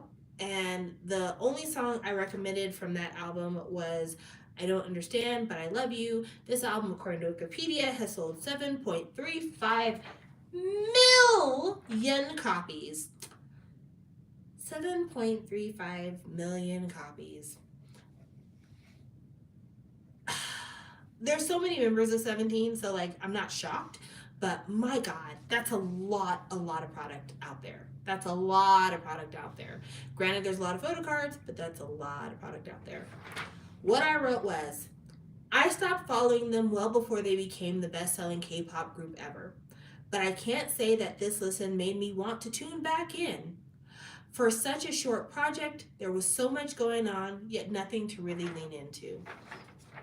So I remember listening to this at the time and hearing like Afro beats and Latin music and, you know, a little bit of kind of reggae tinge and, you know, a lot of different genres were explored to make this album. And it sounded like it was made by AI to me. I'm so sorry. I'm not disrespecting the boys from 17 because I know these are things that they write. They are in charge of their projects. Like they have a huge heavy hand in what comes out the door for them. This is just not for me. This is not for me. It's not for me. I don't understand, but I love you. Literally could have been my sentiment for listening to this project. Like, I don't understand any of this, but you know, I love you guys. Y'all are so cute. You've gone through so much. I really want to see you successful, but there was nothing about this album that made me want to revisit 17's discography. There was nothing about this that helped me to understand why it sold so many copies. And I don't know. I remember the Arts and Crafts album. That was wild. Like, here's the parts. Make yourself an album. But yeah, I look forward to seeing members of 17 go into acting. I look forward to seeing members of 17 going into production, writing for other people, maybe having a really great career in fashion, some variety hosting, if you will. I look forward to seeing what they do outside of music. But this album did not make me want to listen to the music. It just did not do it for me. Okay, the next album on the list here is number 11 with August D's D-Day, which sold 1.6 million, so less than Jimin. Of course, it's a rappy album, so rapidy rap albums don't really do that well in the general populace, but it's a rapidy rap album, and it still lapped RM's album. So, hey, RM, you might want to make some changes. I'm not saying, I'm just saying you might want to make some changes. So what I wrote on here is, sadly, I think this album is made for a mood I have yet to be in. I absolutely adore and admire the rap skills here and how personal his projects tend to be. But I was much more drawn to the features. I think that Suga is so talented. I think out of all of the rappers in BTS, he is my favorite, and then it's J-Hope, and then it's RM. I really, really like Suga as a rapper. But, you know, the thing is, I have a tendency to enjoy K-pop without necessarily understanding what I'm listening to. I can pick up on the emotion of the lyrics, but I honestly don't understand what they're saying unless I look up the translations for these lyrics. And with K-rap in particular, it's just so much going on. And so I'm not picking up on the vibe of the lyrics because I don't understand it. And I think with these songs, in order to really enjoy them in totality, you have to understand what the fuck he's saying. And I didn't get it because I don't speak the language. I thought that the production was really good on these songs, and the songs that I listed as songs on my playlist were Huh, which features J-Hope, SDL, People Part 2, which features IU, Snooze, that features Ruichi Sakamoto and Woo-sung from The Rose. I think that he's wildly talented. I do. I think that he is so talented. And when the day comes for him to have his own sub-label under the Hive label umbrella, I'm here to see who he produces, what he comes up with, what comes out of the lab. Because that's what I see as his future. I see Suga's future as being the whiz in the laboratory, crafting hits for everybody, and being a JYP type of figure in Korean music. And when I say JYP type of figure, I don't mean weirdo uncle. I mean like somebody who the list of hits for him are large. So yeah, I can't wait to see that future for him. But him as an artist, I'm just not a rapidy rap Korean rap girl right now. So doesn't do it for me. Next, number 10, another album that sold like gangbusters from a group that I never listened to, Stray Kids with 5 Star. The 3 songs that I chose to put on my playlist from this album were Top Line featuring Tiger JK, Collision, and The Sound. This album sold almost 6 million copies according to Wikipedia. Again, almost 6 million, like 5.98 and some change. Like lots of albums sold here. A lot of international albums sold here. And I wrote another bestseller that I am out the loop on. I had no preconceived notion about anything on this album other than rap. And boy, is it rap. Just song after song of gym bro core rapping, but with a dash of emo theater kid. Yeah. I admire Stray Kids for basically being given peanuts and making peanut butter pie. Because JYP really told them babies, you're going to have to make it happen. Daddy didn't have no more money for you. I'm busy buying costumes for your sisters. You need to make it happen. And them boys have made it happen. And I'm very proud of them for that. And the songs are actually not bad songs. More than 17, honestly. I think Stray Kids, in my mind, like intellectually, Stray Kids works for me more because when you listen to 5 Star, it absolutely has a theme. Like when you listen to it, I can imagine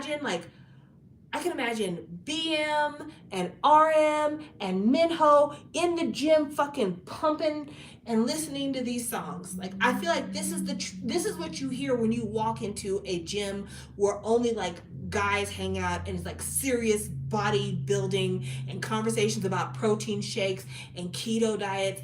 This is the shit that's playing at that function. And I get it and I see it and it's cool. but it's just not for me. I'm a fat bitch. I don't belong in them environments. So yeah, I am not going to go back and listen to a lot more Stray Kids. I think God's Menu is probably about as good as I was ever going to get with them. And after that, it's just like, we agree to disagree. Ah! I love the confirmation. But yeah, I admire Stray Kids for finding their lane and fucking driving a Mack truck through it. They do such a good job in their lane, and I'm very proud of them. They're beautiful kids too. Happy for them, but I will not be buying any Stray Kids music anytime soon. But you know, if I ever decide to take up a fitness journey, I'm definitely going to be looking for them on Spotify because I think I could really get the aggression out while working out to them. All right, number 9. Is a surprise big seller. It is ENHYPEN's Dark Blood, which according to Wikipedia sold 2 million copies. The songs that I chose from this were Bite Me, Chacon, I think is what it's called, and Bills. And I wrote on Twitter, wow, the second gen feels are strong with this one. And am I wrong, or is there no rapper in this group? How refreshing. If you like an old school dark concept, you will love this. I have to say, like, ENHYPEN, even very recently, has really been like making me look at them and be like, do I dare? I feel, you know how I feel about this? I kind of feel like ENHYPEN to me occupies the same space in my heart that VIXX used to occupy. Does that make sense to you all? Like, is there anybody in the house that loved VIXX? Are there any Starlights in the house? There were moments with VIXX that really did it for me. There were some moments, The Scentist, definitely Error, that really did it for me. I wasn't always up on every single thing that VIXX did, but when they were hitting, they were hitting. And ENHYPEN, for me, I feel like they're like filling in for what VIXX used to be for us. And especially if you like the Voodoo era VIXX, give Dark Blood a listen. I think that you'll be very surprised. I thought it was a really nice listen. Again, VIXX without the Ravi is always a fucking win. But I really like this. I really like this. I thought that they kept with the concept. They followed through with that concept. It was a very easy listen. If you are a second gen fan and you've been looking for something that gives, I remember that, David. If you're a second gen fan and you've been looking for something that gives you that kind of second gen feel, like if you were a fan of like Dark Boyfriend, or if you were a fan of like LED Apple when they were doing their last swings at Stardom, I think this could be for you. Also, I will say this, ENHYPEN has been doing some stuff lately that has got me like, okay, but I have ideas for you. ENHYPEN did a cover of I Need You by BTS. Great cover. Then they did a cover just this last week of One Direction's That's What Makes You Beautiful. In English, yes, One Direction. They did a One Direction cover for Spotify recently. And I listened to both of these songs, and the first thought I had was, I would be so down with ENHYPEN doing a boy band cover album. Like, could you imagine if ENHYPEN just was like, they picked their favorite K-pop boy bands and their favorite Western boy bands, and they picked their favorite song from each band and just did like a cover album called Boy. And it was just like a picture of like their chests and like their belt lines and their arms crossed, and then across the front it just says Boy.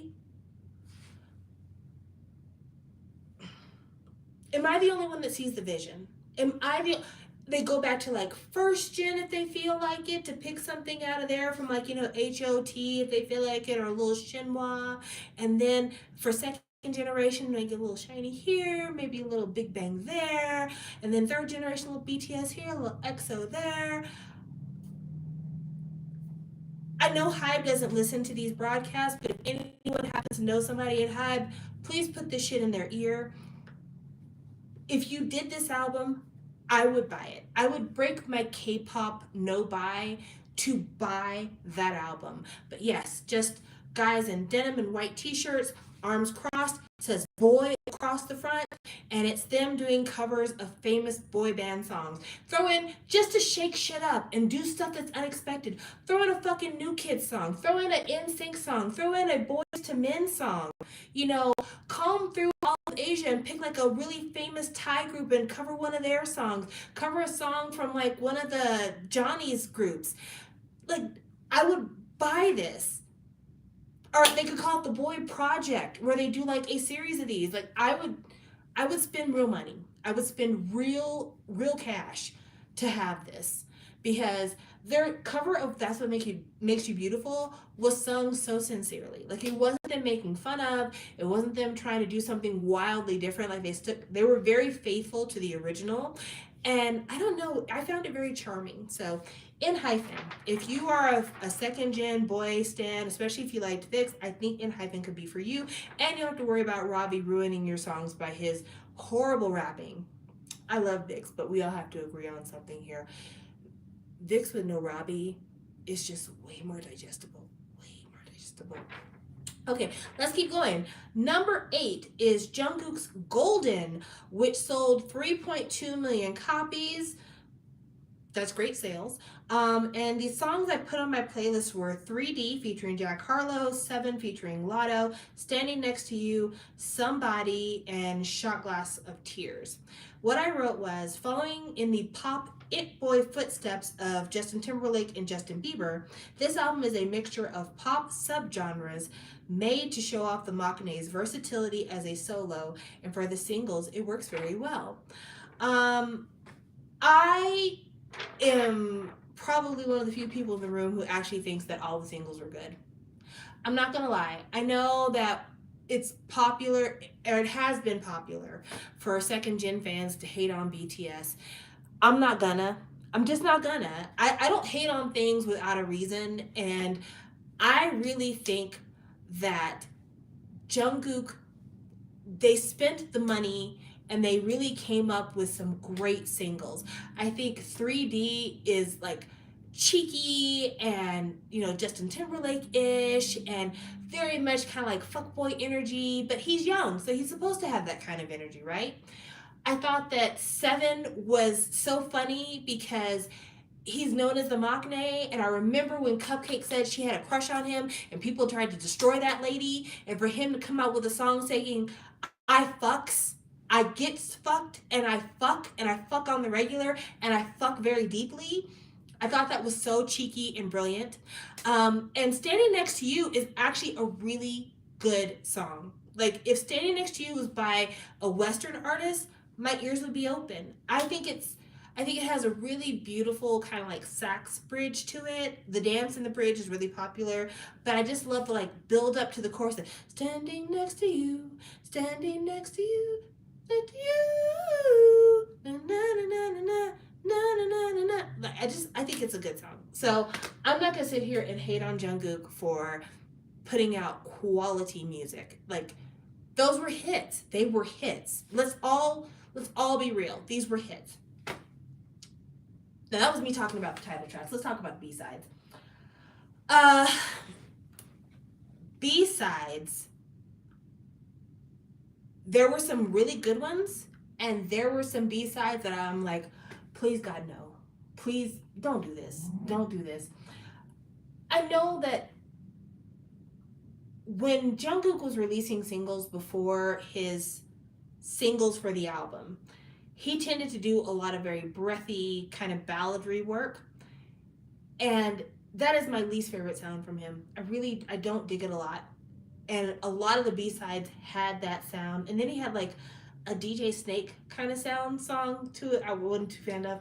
But, you know, in going through all of the different styles, in going through the Justin Bieber type of sounds, in going through the Justin Timberlake type of sounds, there's some boy band, pop boy sounds that just don't work, that people just don't really want to hear, and they might have sold well, but they didn't age well. And so, like, I think of Justin Bieber's Love Yourself. Do you remember that song? 'Cause if you like the way you look that much, then maybe you should go and love yourself. You remember that song written by Ed Sheeran? Anyway, he has a song like that on the album. that isn't the kind of Justin Bieber type song that I would necessarily pick for my album if I was doing a tribute to Justin Bieber. I would pick something like Sorry. That would be something I'd pick. Or maybe I would go with something from that little transitional period he had where he was doing those mixtapes.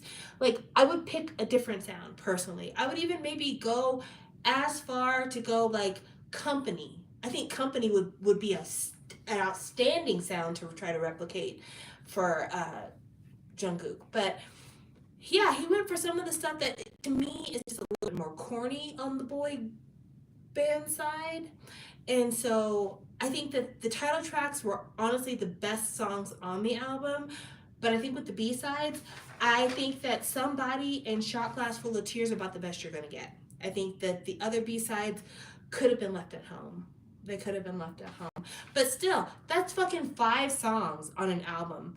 If you got 5 decent songs on an album, you're doing okay. So he's not failing at all. But yeah, I don't know. That's how I feel. All right, next we have number 7, which is Triple S's A Symbol. And the songs I picked off of this one were Beam, New Look, and Choal. And this one, I said that Billy was the lowest selling on this list. No, I said Kiss of Life is the lowest selling on this list. This is the second lowest selling album on here. This sold 48K. So did not sell very well at all, but still sold more than Kiss of Life. And Kiss of Life has got stages. So this is what I wrote on Twitter. I said, there was a time when I thought Triple S during AAA and 50/50 during Cupid would be the next big thing. And then the industry shenanigans started happening. So sad that this album is too cute. So I listened to A Symbol and I was like, this is so catchy and fun, and you know, it's very feminine and very kind of like youth energy, and I don't know, it was cheeky, but not in a like overtly sexy way. I really, really like the sound of this. But Triple S has been through so much bullshit with just trying to get on stages, trying to get on music shows, trying to get some knowledge that I know that part of it is because the person who is producing Triple S is the former Svengali for Luna.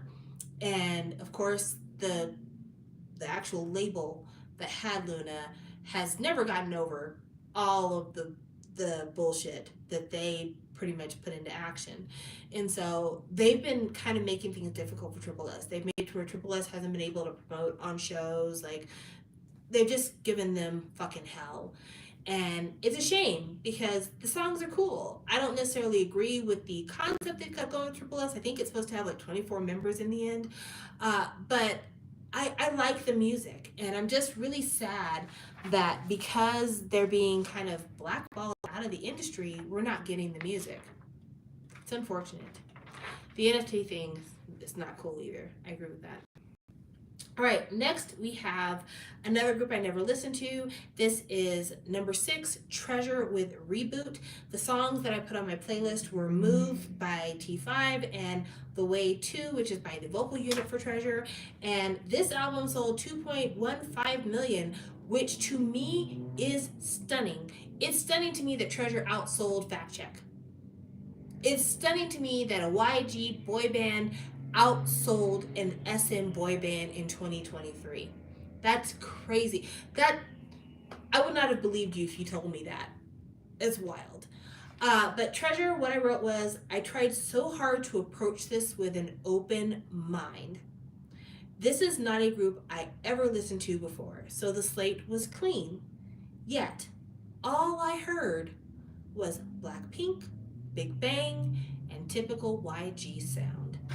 Now, there's something to be said for the fact that a record label is in the DNA of their groups. Like, these people train for years using the songs from their hubays or their sunbays, and they're made to work with the same people who worked with their sunbays, and they're in a system that created a sound, and they get trained into that sound. So Treasure sounding like fucking Winner or Icon or Big Bang or Blackpink, it makes sense because this is the house that built those groups, so of course they would build groups in a similar vein. But the thing is, it's so similar that it's really hard to hear anything else but that influence. It's really hard to look at the songwriting credits and see all of these names, because so many of the members of Treasure work on the songwriting of these songs. It's so hard to look at all of the songwriting credits and see all of these names of group members, and still when you hear it, you're like, this sounds like G-Dragon might have been on this. Is this Teddy? It's just, it's unfortunate. Treasure is never going to be a group that I'm going to be able to really listen to, because I'm always going to think about the YG sound, and because I know how fucking shitty YG is, I'm always going to be bitter. And it's not these boys' fault. They didn't do anything to me. They seem like nice kids, but there's a taint on the YG sound for me at this point in the game. I mean, just to show you how fucking low down and asshole-ish YG is, in 2023, G-Dragon finally left. And do you know why he fucking left YG if you hadn't been watching the news? Because he was accused of smoking weed again. And YG, because they didn't want to have to fix another scandal, were like, well, he's not on the label, so who fucking cares? And G-Dragon was like, oh, so when you were telling shareholders we were still in contract negotiations, you didn't mean that? By the way, I fucking tested negative, so like no hot piss over here, totally clean, hair samples clean. I never did that shit. I'm never coming back to you. I'm never coming back to you. And good for him. Never go back to YG. But yeah, G-Dragon was the golden goose.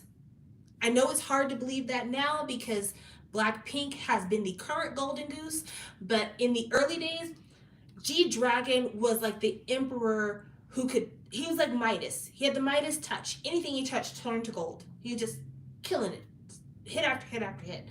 And so even when Big Bang was falling apart and Seungri was having his issues and Top was having his issues and Daesung and Taeyong and everything was falling apart, it was always like, G-Dragon is going to come back one day and he's going to right the world and he's going to have all the hits. And even when it had been years since Big Bang had come out with any music, YG still used GD as a selling point for why stockholders should keep stocking YG. And then when it seemed like he was going to get himself in some trouble, all of a sudden it's a numbers game. All of a sudden it's, well, you haven't produced anything for the company in a while, and we've got new young people here, and Teddy's still in house, so I don't think I'm ever going to be able to listen to a YG group who's not Akmu and be able to give them a clean slate, because even though G-Dragon didn't write a single fucking note or word for Treasure, I hear him because he is the DNA of that fucking building. He is the DNA of the YG sound, and he's there. CL is in the DNA of that fucking building, and that's why you hear her come out of Jenny's mouth. There's just so many people who have walked through those fucking doors and have been wrung out to dry and then tossed into the street once they were of no use to the label, that even though Treasure never did anything wrong, it'll never sit right with me. So give it a listen. Like I said, I picked 2 songs that I thought were good songs that were a little bit different of a sound. So like I said, Move and The Way To are the songs I chose. They sound very different than the typical YG sound to me. But yeah, Baby Monster, I wish you girls luck. I wish you girls luck, because that baseball bat song that y'all did, Batter Up, that sound like a Blackpink outtake. It sounds just like the same shit. It all sounds the same. Hopefully there's some other stuff y'all got. Maybe there's still some stuff left over from when 21 was gonna do an English album that y'all can pull the lyrics off of and update it.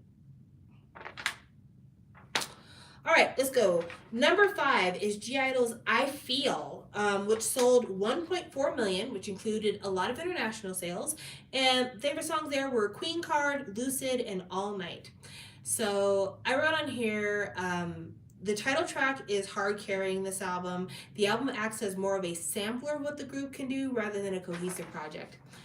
So it's Soyeon, right? Is that the name of the leader slash rapper of G Idol? I keep wanting to say Soyeon, but I think it's Soyeon. Anyway, she's like a genius. And I'm not saying that to be like, sarcastic. I mean it. Like she's like a genius. She can sing, she can rap, she can dance, she has charisma, and she like can write everything. She can write rap, she can write ballads, she can produce, she can vocal arrange. She's a genius, a certified genius. But she is a girl, a woman. And Cube is the fucking worst.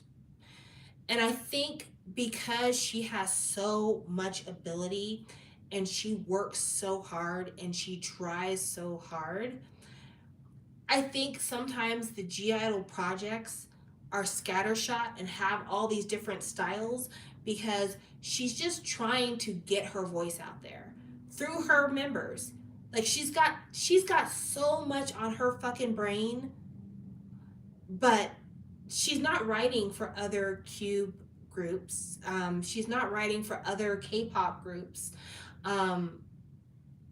She's just stuck with whatever crumbs Cube wants to give her, even though literally G Idol is keeping the lights on at Cube.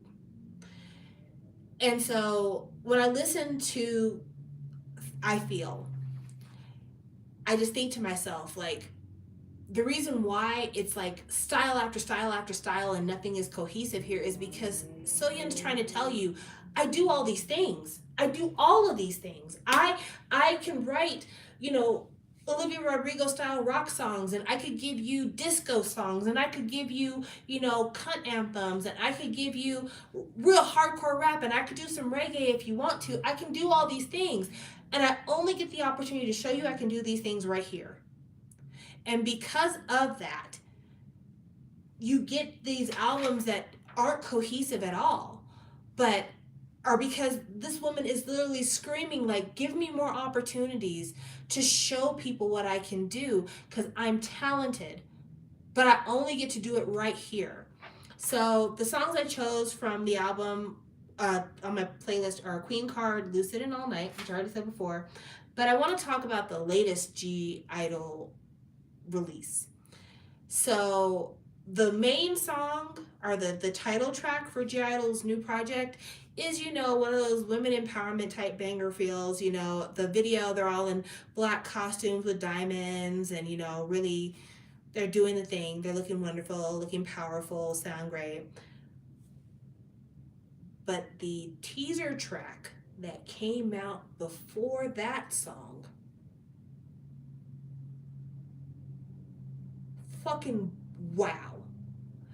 Soyeon, I just want you to know, if you ever get the opportunity to escape Cube, if they ever take the shackle off your ankle and you're able to run far, I think that you would do so well in Western music as a producer, songwriter, arranger, everything. I wipe your shitty butt or shitty ass, I think is one of the lyrics. Anyway, that fucking song. From the video to the fact that in the video, they don't lip sync the lyrics. They just fucking dance and wear their like little clone costumes. I love everything. I love everything about that song. I love the broken, weird ass English pronunciation. I love the sound of the song. I love the video for the song. I love the choreography for the fucking song. I feel like I would love to see Soyeon get the opportunity to work with really cool, smart girls. I would love to see a Charlie SCX work with Soyeon. I would love to see her get a chance to get into the studio with like Jack Antonoff. I would love to see Soyeon get into the studio with Olivia Rodrigo's people. I would love to see her do so much stuff because it's so obvious that this girl is just like fucking trapped in the cube matrix. And this album is her like just saying like I have to express myself somehow, some way. I've got to get my voice out there. But yeah, she's a genius, and she is trapped in a place that is, it's dark. It's dark. Anyway, well, no, it's not dark because again, Seattle's keeping the lights on. Let's go to number 4. Number 4 is the Taeyong, if you will, with Layover. And the songs I put on the playlist were Slow Dancing and For Us because I had things to say about this. So this album sold 2.5 million, which is a good amount to sell. Like, he is the second highest seller of the solos. And I wrote, if I didn't know who this was, I would think this was a brand new K-R&B singer. But knowing who this is, I am thoroughly impressed by how divorced this is from his group sound, but not unrecognizable from his one-off solo singles. Another fun realization was how much he sings like his instrument in the same way other horn players tend to do.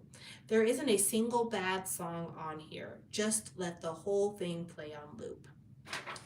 So I knew that Taeyong would probably be my favorite solo out of the group if he did songs like what he did solo wise initially. So I can't remember the name of the song. You guys are gonna have to fill it in because you know I'm an old lady and I forget stuff, so forgive me. But do you remember the video that he did for the song that he did? It was one of the intros to one of the albums where it's him dancing with the coat rack and putting his hand in the coat and stuff. I remember Stigma, thank you. I remember hearing that song, seeing that video, seeing that choreography, and thinking to myself, if this little boy right here decides to do an R&B album, that shit's gonna kill because this is right up my fucking alley. Singularity, thank you. So I heard and saw that and thought, yeah, R&B for sure. And then he was doing like these little one-offs here and there, you know, in the same vein. And I'm like, okay, this works for me. Then this came out, and I'm like, everything about this release makes total sense for him. Number one, he is somebody who in the K industry hangs out with a lot of important people. And I don't say that to like talk about clout or anything like that, but he's got one friend I don't really like, Park Seo-joon, that fucking guy. But he's got like a lot of producer friends, a lot of artist friends. He's always been kind of a weirdo when it came to BTS. He's always really been into art. He was a horn player. I think he was a trumpet player before he joined BTS and went to like an art school. And he also is a model, and he does a lot of like haute couture work, and he does a lot of stuff in Paris and around the world, which puts him in contact with a lot of other artists. And it just made a lot of sense that when the sax, thank you, not the trumpet, the sax.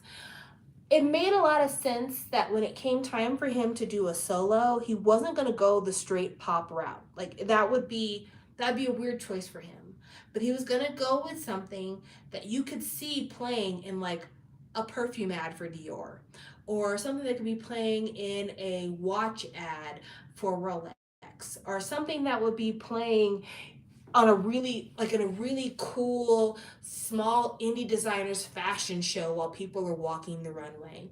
Like it made sense that he would do something that was like just familiar enough for people to not be like, I don't want to listen to this bullshit, but also be something like, this is not what I hear on the radio all the time. This is something that like, it's a vibe. It's hangout music. Like this is the kind of album you would play in the background while you and your friends are hanging out at the coffee shop talking about, you know, your favorite movies and your favorite songs. And so it makes a ton of sense that this is what he will come up with. And when I said he sounds like a lot of horn players, I mean that. I think about the singing styles of like Louis Armstrong and Chet Baker, and they have that, they sing like their horns, and he sings like his horn.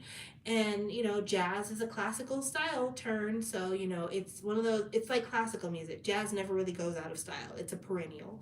So it just really makes sense that this is what we would get from him. So I was glad to take another listen to it. I'm really glad I had the opportunity to talk about it with you guys. And yeah, I hope that when he gets out the military, that he gets back on his arts and culture grind and comes out with another really cool kind of alternative jazz album. That'd be amazing. I'd love to see him like play his instrument more on an album. That would be cool.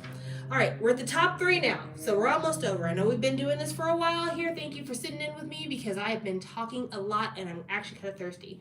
So, number 3, with 2.4 million records sold, according to Wikipedia, is Get Up by NewJeans. The songs I added to my playlist were Super Shy, Cool With You, Get Up, and ASAP. And what I had to say on Twitter was, while Perfume is my personal number 1, I firmly believe this was the best album on this list to come out in 2023. Outside of TikTok trends, sounds and filters, the viral choreo, and the pitch perfect music videos, this album is carving an expansion route for the sound of K-pop.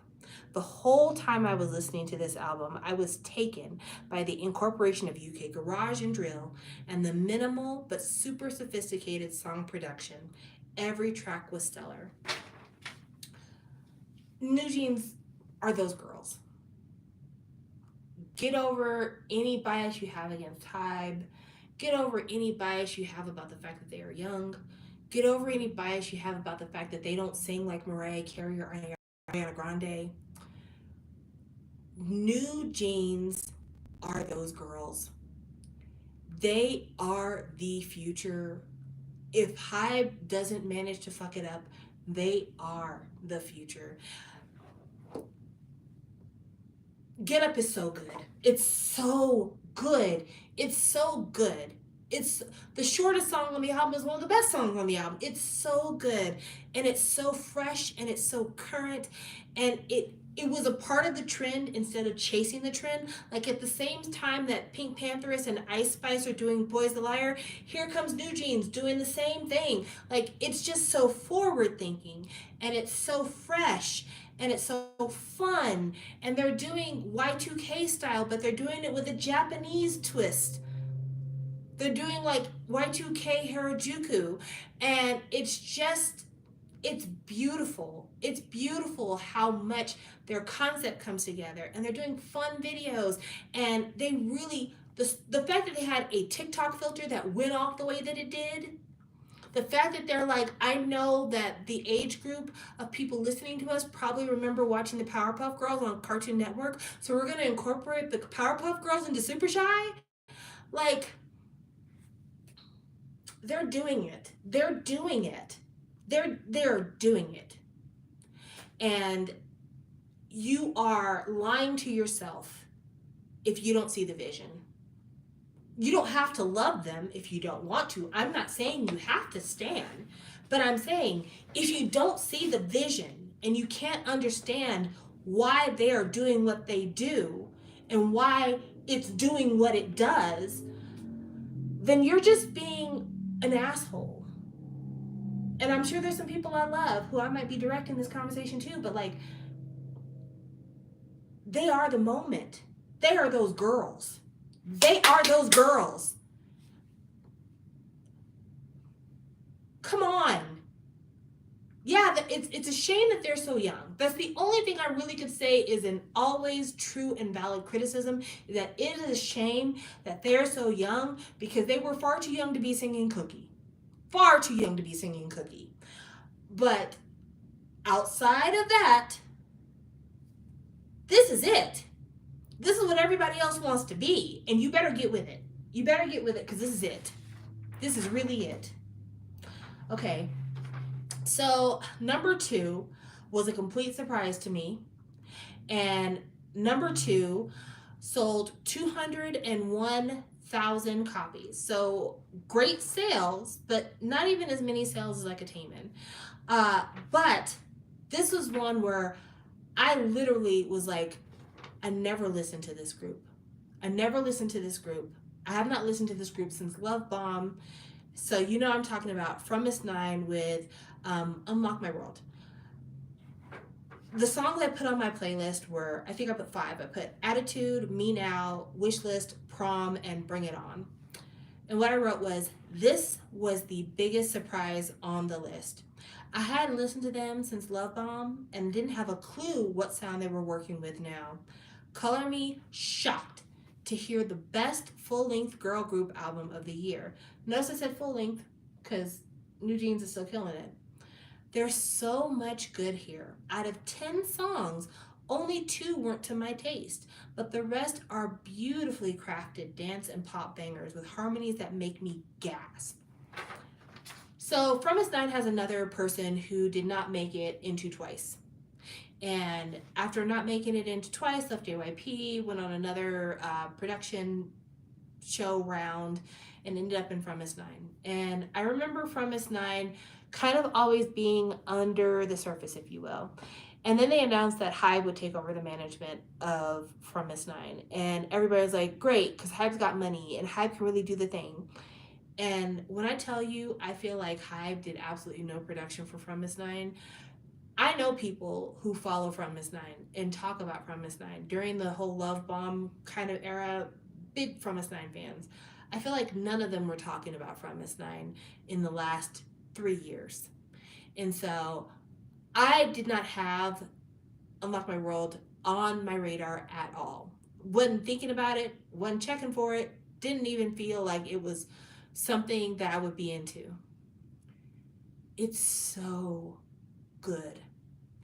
It's so good. If you are a fan of like straight up girl pop, if you like an SNSD, if you like a G-Friend, if you like just like straight up really fun songs, really good classic vocals, I cannot recommend it enough. I listened to Prom Night and we're thinking like, this kind of reminds me of FX. Like, it made me angry to listen to this album, to be quite honest with you. I listened to this album one night and I was like, I'm so glad I'm listening to this because I'm glad I have these songs in my life, but I'm so angry that I had to go so long without hearing this album because it just had no presence. And of all of the HYBE albums that I have listed, this is the lowest selling one. Everyone else sold, 1 million, 2 million, 3 million. This didn't even sell 250,000. And it's wonderful. It's wonderful. So I highly recommend listening to the From Miss Nine album because it's beautiful. It's beautiful. It's really, really good. And if you don't like it, I'm sorry that I misled you, but it's perfect to me. It's perfect to me. It is pink and it is girl and it is just, I love it. I love it. Okay, so number 1 is one that you're going to be like, oh, so that explains why I didn't hear them lower down on the list. Because honestly, I get it. I do get it. I mean, it wouldn't be not my number 1, but I get it. I get it. So with 3.8 million albums sold, number 1 on this list is TXT's The Name Chapter Temptation. And the songs that I put on my playlist were Sugar Rush Ride, Happy Fools featuring Coy Leray, and Tinnitus Wanna Be a Rock. So what I wrote on Twitter was, finally we are at the number 1 spot. And honestly, I get it. Devil by the Window felt like a confusing opening for this EP to go right into Sugar Rush Ride, but that's probably because each track on this EP feels more like a title track than B-sides. Each one triggers a different mental universe. I could see whole MVs when I listened to each song, and it made me want to go back repeatedly. The 3-track run in the center of this EP are the best of the best here, but overall, this is a stellar selection from a surprisingly strong discography. So, TXT has been both blessed and cursed in a way. TXT was blessed because they landed on HYBE, thank God. But they were kind of cursed a little bit because they were marketed kind of as the little brothers of BTS. And while on the one hand, it did help because it made a lot of people buy their debut, it hurt them because TXT is not like BTS. If if I had to compare TXT to BTS, I'd have to compare them to an era of BTS rather than BTS as a whole. Like if I had to compare TXT to BTS, I would compare TXT to the Young Forever album. Like that's where the comparisons would begin and end. But like TXT is their own thing. They've got these weird, quirky title tracks. Their album tracks have weird names. They do so many different styles.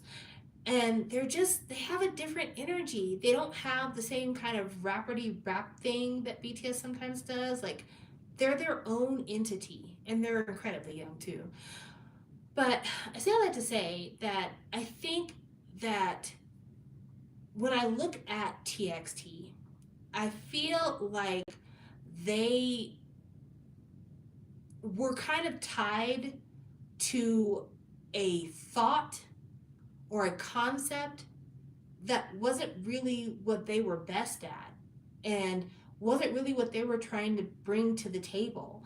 And as they started releasing more and more albums and I was getting into them, I was like, wow, I actually really like this group. But I had no idea I would like them because they were marketed as like a little brother group. But they're their own thing and they're fun and they're just, I don't know. It would make more sense for them to be marketed as Shiny's little brothers than to be BTS's little brothers, honestly. Like they remind me of that in their agility. The agility that they have to like go from style to style reminds me very much of Shiny. Very much of Shiny. And so going into Temptation, we had already had some hits. I want to say is it called Blue Magic Hour or is it just Blue Hour? I think it's Blue Magic Hour. Anyway, somebody correct me in the comments. But I remember coming off of that and thinking, I really like this group. Like I had already bought a couple albums. I'm like, I really, really like this group. And then Temptation came out and everybody was like, oh my gosh, Sugar Rush Ride. And Blue Hour, thank you. Everybody's like, Sugar Rush Ride is a thing. And I'm like, I like the gimme more dance and stuff, but what are the B-sides talking about?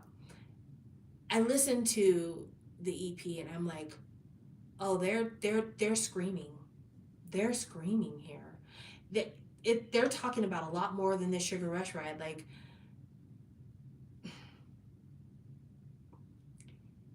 have you ever heard a mini album that you're like, I really hate that this is a B-side because this B-side should be a title track? I remember thinking that through a lot of this project. A lot of this project had me thinking, this shouldn't have been on here. This should have been a title track for another project. This shouldn't have been on here. This should have been a title track for another. That's why it was such a mindfuck to go from Devil by the Window to Sugar Rush Ride. They're totally different. Thematically, they're totally different. But every song on this project was just written and produced with so much care. And I admire that, and I'm envious of that, because I feel like Red Velvet cues that kind of treatment. And I did not like Free Fall as much. I'm going to be honest with you. Free Fall came out afterwards, and I was like, I'm a little let down by this. But I still am going to be checking for TXT, because they're really doing some very fun stuff. One of the things that I have to say, going through this whole list, a lot of my perspective changed for a lot of things. Number one, it was very clear from going through this list that SM is dying. And I don't say that to be catty or to downgrade SM's artists in any way. But it was very clear to me that SM is dying and they're running out of fresh and new, and Cacao has literally brought nothing to the table at all. But it was also very clear to me that there's a lot of people scared about HYBE taking over K-pop. And you should be scared of HYBE taking over K-pop, because they probably most definitely are, because I mean, just from the tracks that I listed, not even the other stuff that they put out that I did not list. Just from what I listed, we're talking upwards of 10 million albums sold, upwards of 12 million albums sold.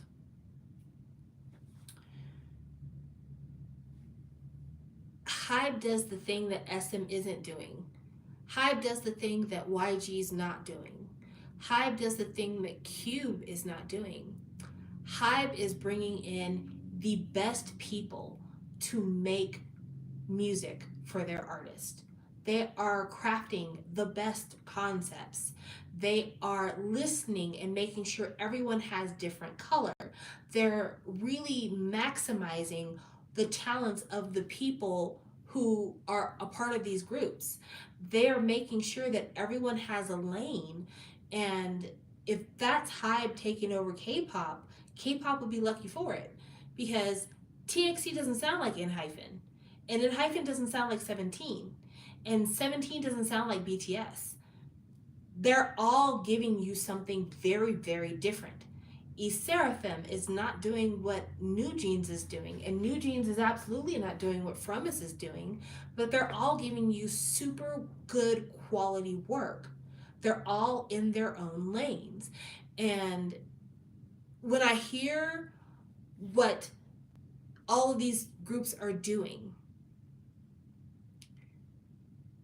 and how they don't, to me, they don't compare to each other. They're all so different. But when I hear what all these groups are doing, I sit in awe and jealousy, because I want that for Red Velvet, and I want that for aespa, and I even want that for, fucking Super Ass Junior. I want SM artists to have teams that are concentrated on bringing out the very best. There's no one on HYBE who's as strong a singer, in my opinion, as people on SM. And I'm not saying that to be catty or shady or anything like that. Like, I think SM has some of the best vocalists in the game. I think that they have vocalists who could stand on stage and project across the stadium. Like, very, very good artists. But the sound is tired. The concepts are the same. You can't tell me that looking at Sticker versus looking at Two Baddies, that there's a big difference in the costuming when you look at stages. You can't tell me that Favorite was such a huge difference from Fact Check. And so I think that the quality of the artists on SM are what keeps the girlies coming back to SM. But SM has got to do more to develop their house. SM has got to do more to develop their sound. I mean, let's be quite real here. Kakao was not known for being a haven for music. Kakao was not known for having the biggest groups on the scene. Honestly, Kakao's endeavors into music before SM were okay at best. And then they bought SM. And the person who has been the biggest musical director for SM, Isuman, is out the door. What SM has been doing for the last year or so has been basically being on life support. They've basically just been keeping the groups alive. But HYBE has been bringing in new people, and that's the reason why their new group is already at fashion shows. And people are mad because they're like, they haven't even sung any songs. This is backwards ass. You don't have a group debut at a fashion show. You have them debut on the stage. They need to put out some music. HYBE has engendered so much goodwill because of the actual results of their group that, yeah, people are trying to get in on the ground floor. At this point, people are treating groups on HYBE like stock. They're trying to get in before the rates get too high. And I don't want K-pop to be dominated by one label. That's not my desire. What I really want and what I wish for is for SM to be brought up, to for SM to look at the scene and be like, I need to do more with what we have in house and bring us up. Let's not imitate anybody else. Let's not keep doing imitations of what we've already done. Let's grow. Let's really grow.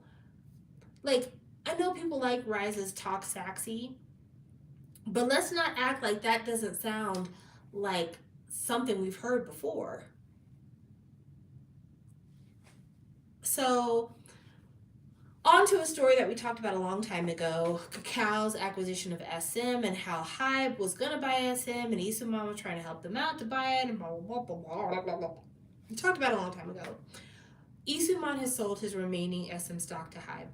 Hybe now has an almost 13% share in SM, and Isuman is now completely out the picture. Like, he's no longer connected with SM in any way, shape, or form, financially or otherwise.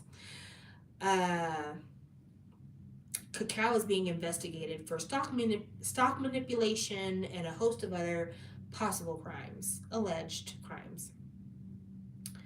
Depending on what shakes out from this investigation, there's a good chance that Kakao might be forced to put SM back on the chopping block. And because Hybe has almost 13% share, there's a really great chance that Hybe might be able to acquire SM. And I know there are people who do not want that reality, who do not want SM to be a Hybe subsidiary. I, on the other hand, want it so bad. I want it so bad. I would love to see what SM artists could do with access to the producers and the graphic artists and the costuming and all of the things that Hybe has in-house. I know it didn't necessarily work out great for GFriend, but GFriend was not a flop before they left Hybe, so let's be real about that. But, I mean, let's be very real about remembering history. 17 has sold more music than ever after Pledis was acquired by Hybe. That's not a coincidence. And I think that could happen for SM artists. I don't think that it's a one-off. I think NCT brought under Hybe. Whoever was doing the initial butterfly concepts for BTS could go in and fix Kwangya. I think that Hybe acquiring SM could be a big, good thing for all of us. But I understand people are hesitant to embrace change. But if we don't embrace change, if we don't wish for something better for SM will become YG. There was only one YG album on this entire list.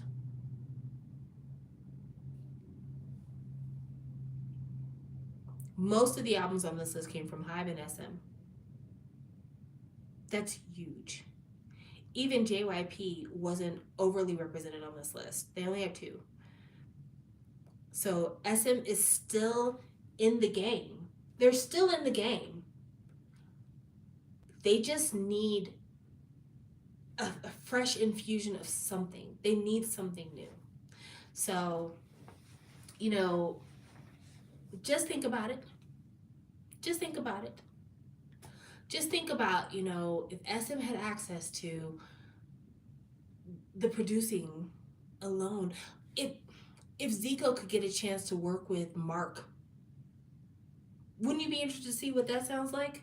Wouldn't you be interested just to see what does that sound like? But yeah, thank you for listening to me as I talk to you guys for, I think 3 hours, something like that. This is one of the longest live streams I've ever done, but this is one of the most fun live streams I've ever done. I really appreciate you guys hanging in there for me. I love talking to you, and I don't get to talk to you guys enough just about purely music. I hope I can kind of change that. I'm trying to listen to more music so that we can talk about music. I'm trying to listen to more groups that I don't normally talk about so that I could talk to you guys about music.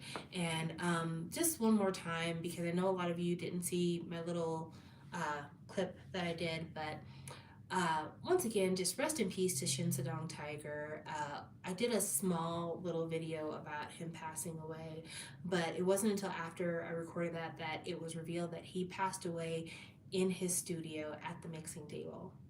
And I just feel like we're talking about the future of SM, which to me, SM is the heart of second gen because it was my second gen experience. And second gen would not have been nearly as exciting as it was if not for Shin Sedong Tiger. Like the things that he did for Beast made Beast.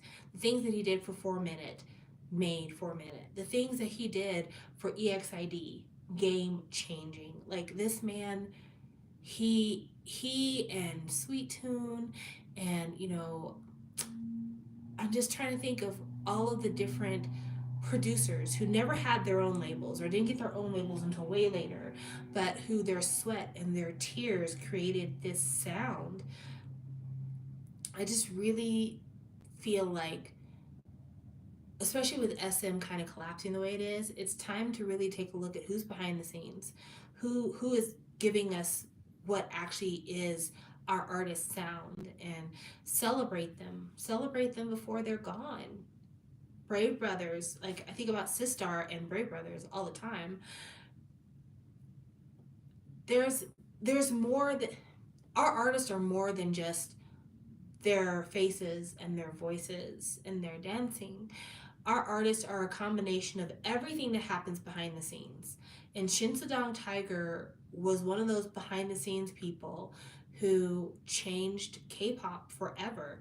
Like fucking Tiara. What is a Tiara without a Shin Sedong Tiger? What are they? So, yeah, I just I think that the artists behind the scenes have been devalued for far too long and are working themselves to death, literally. And I would love to see a record label prioritize those artists, which seems to be what Hybe is doing currently, and allow them to collaborate with the front-facing part of the house in a meaningful way that enriches everybody's legacy, everyone's legacy. So thank you guys for watching. This has been so much fun, and I will talk to you guys later. Bye.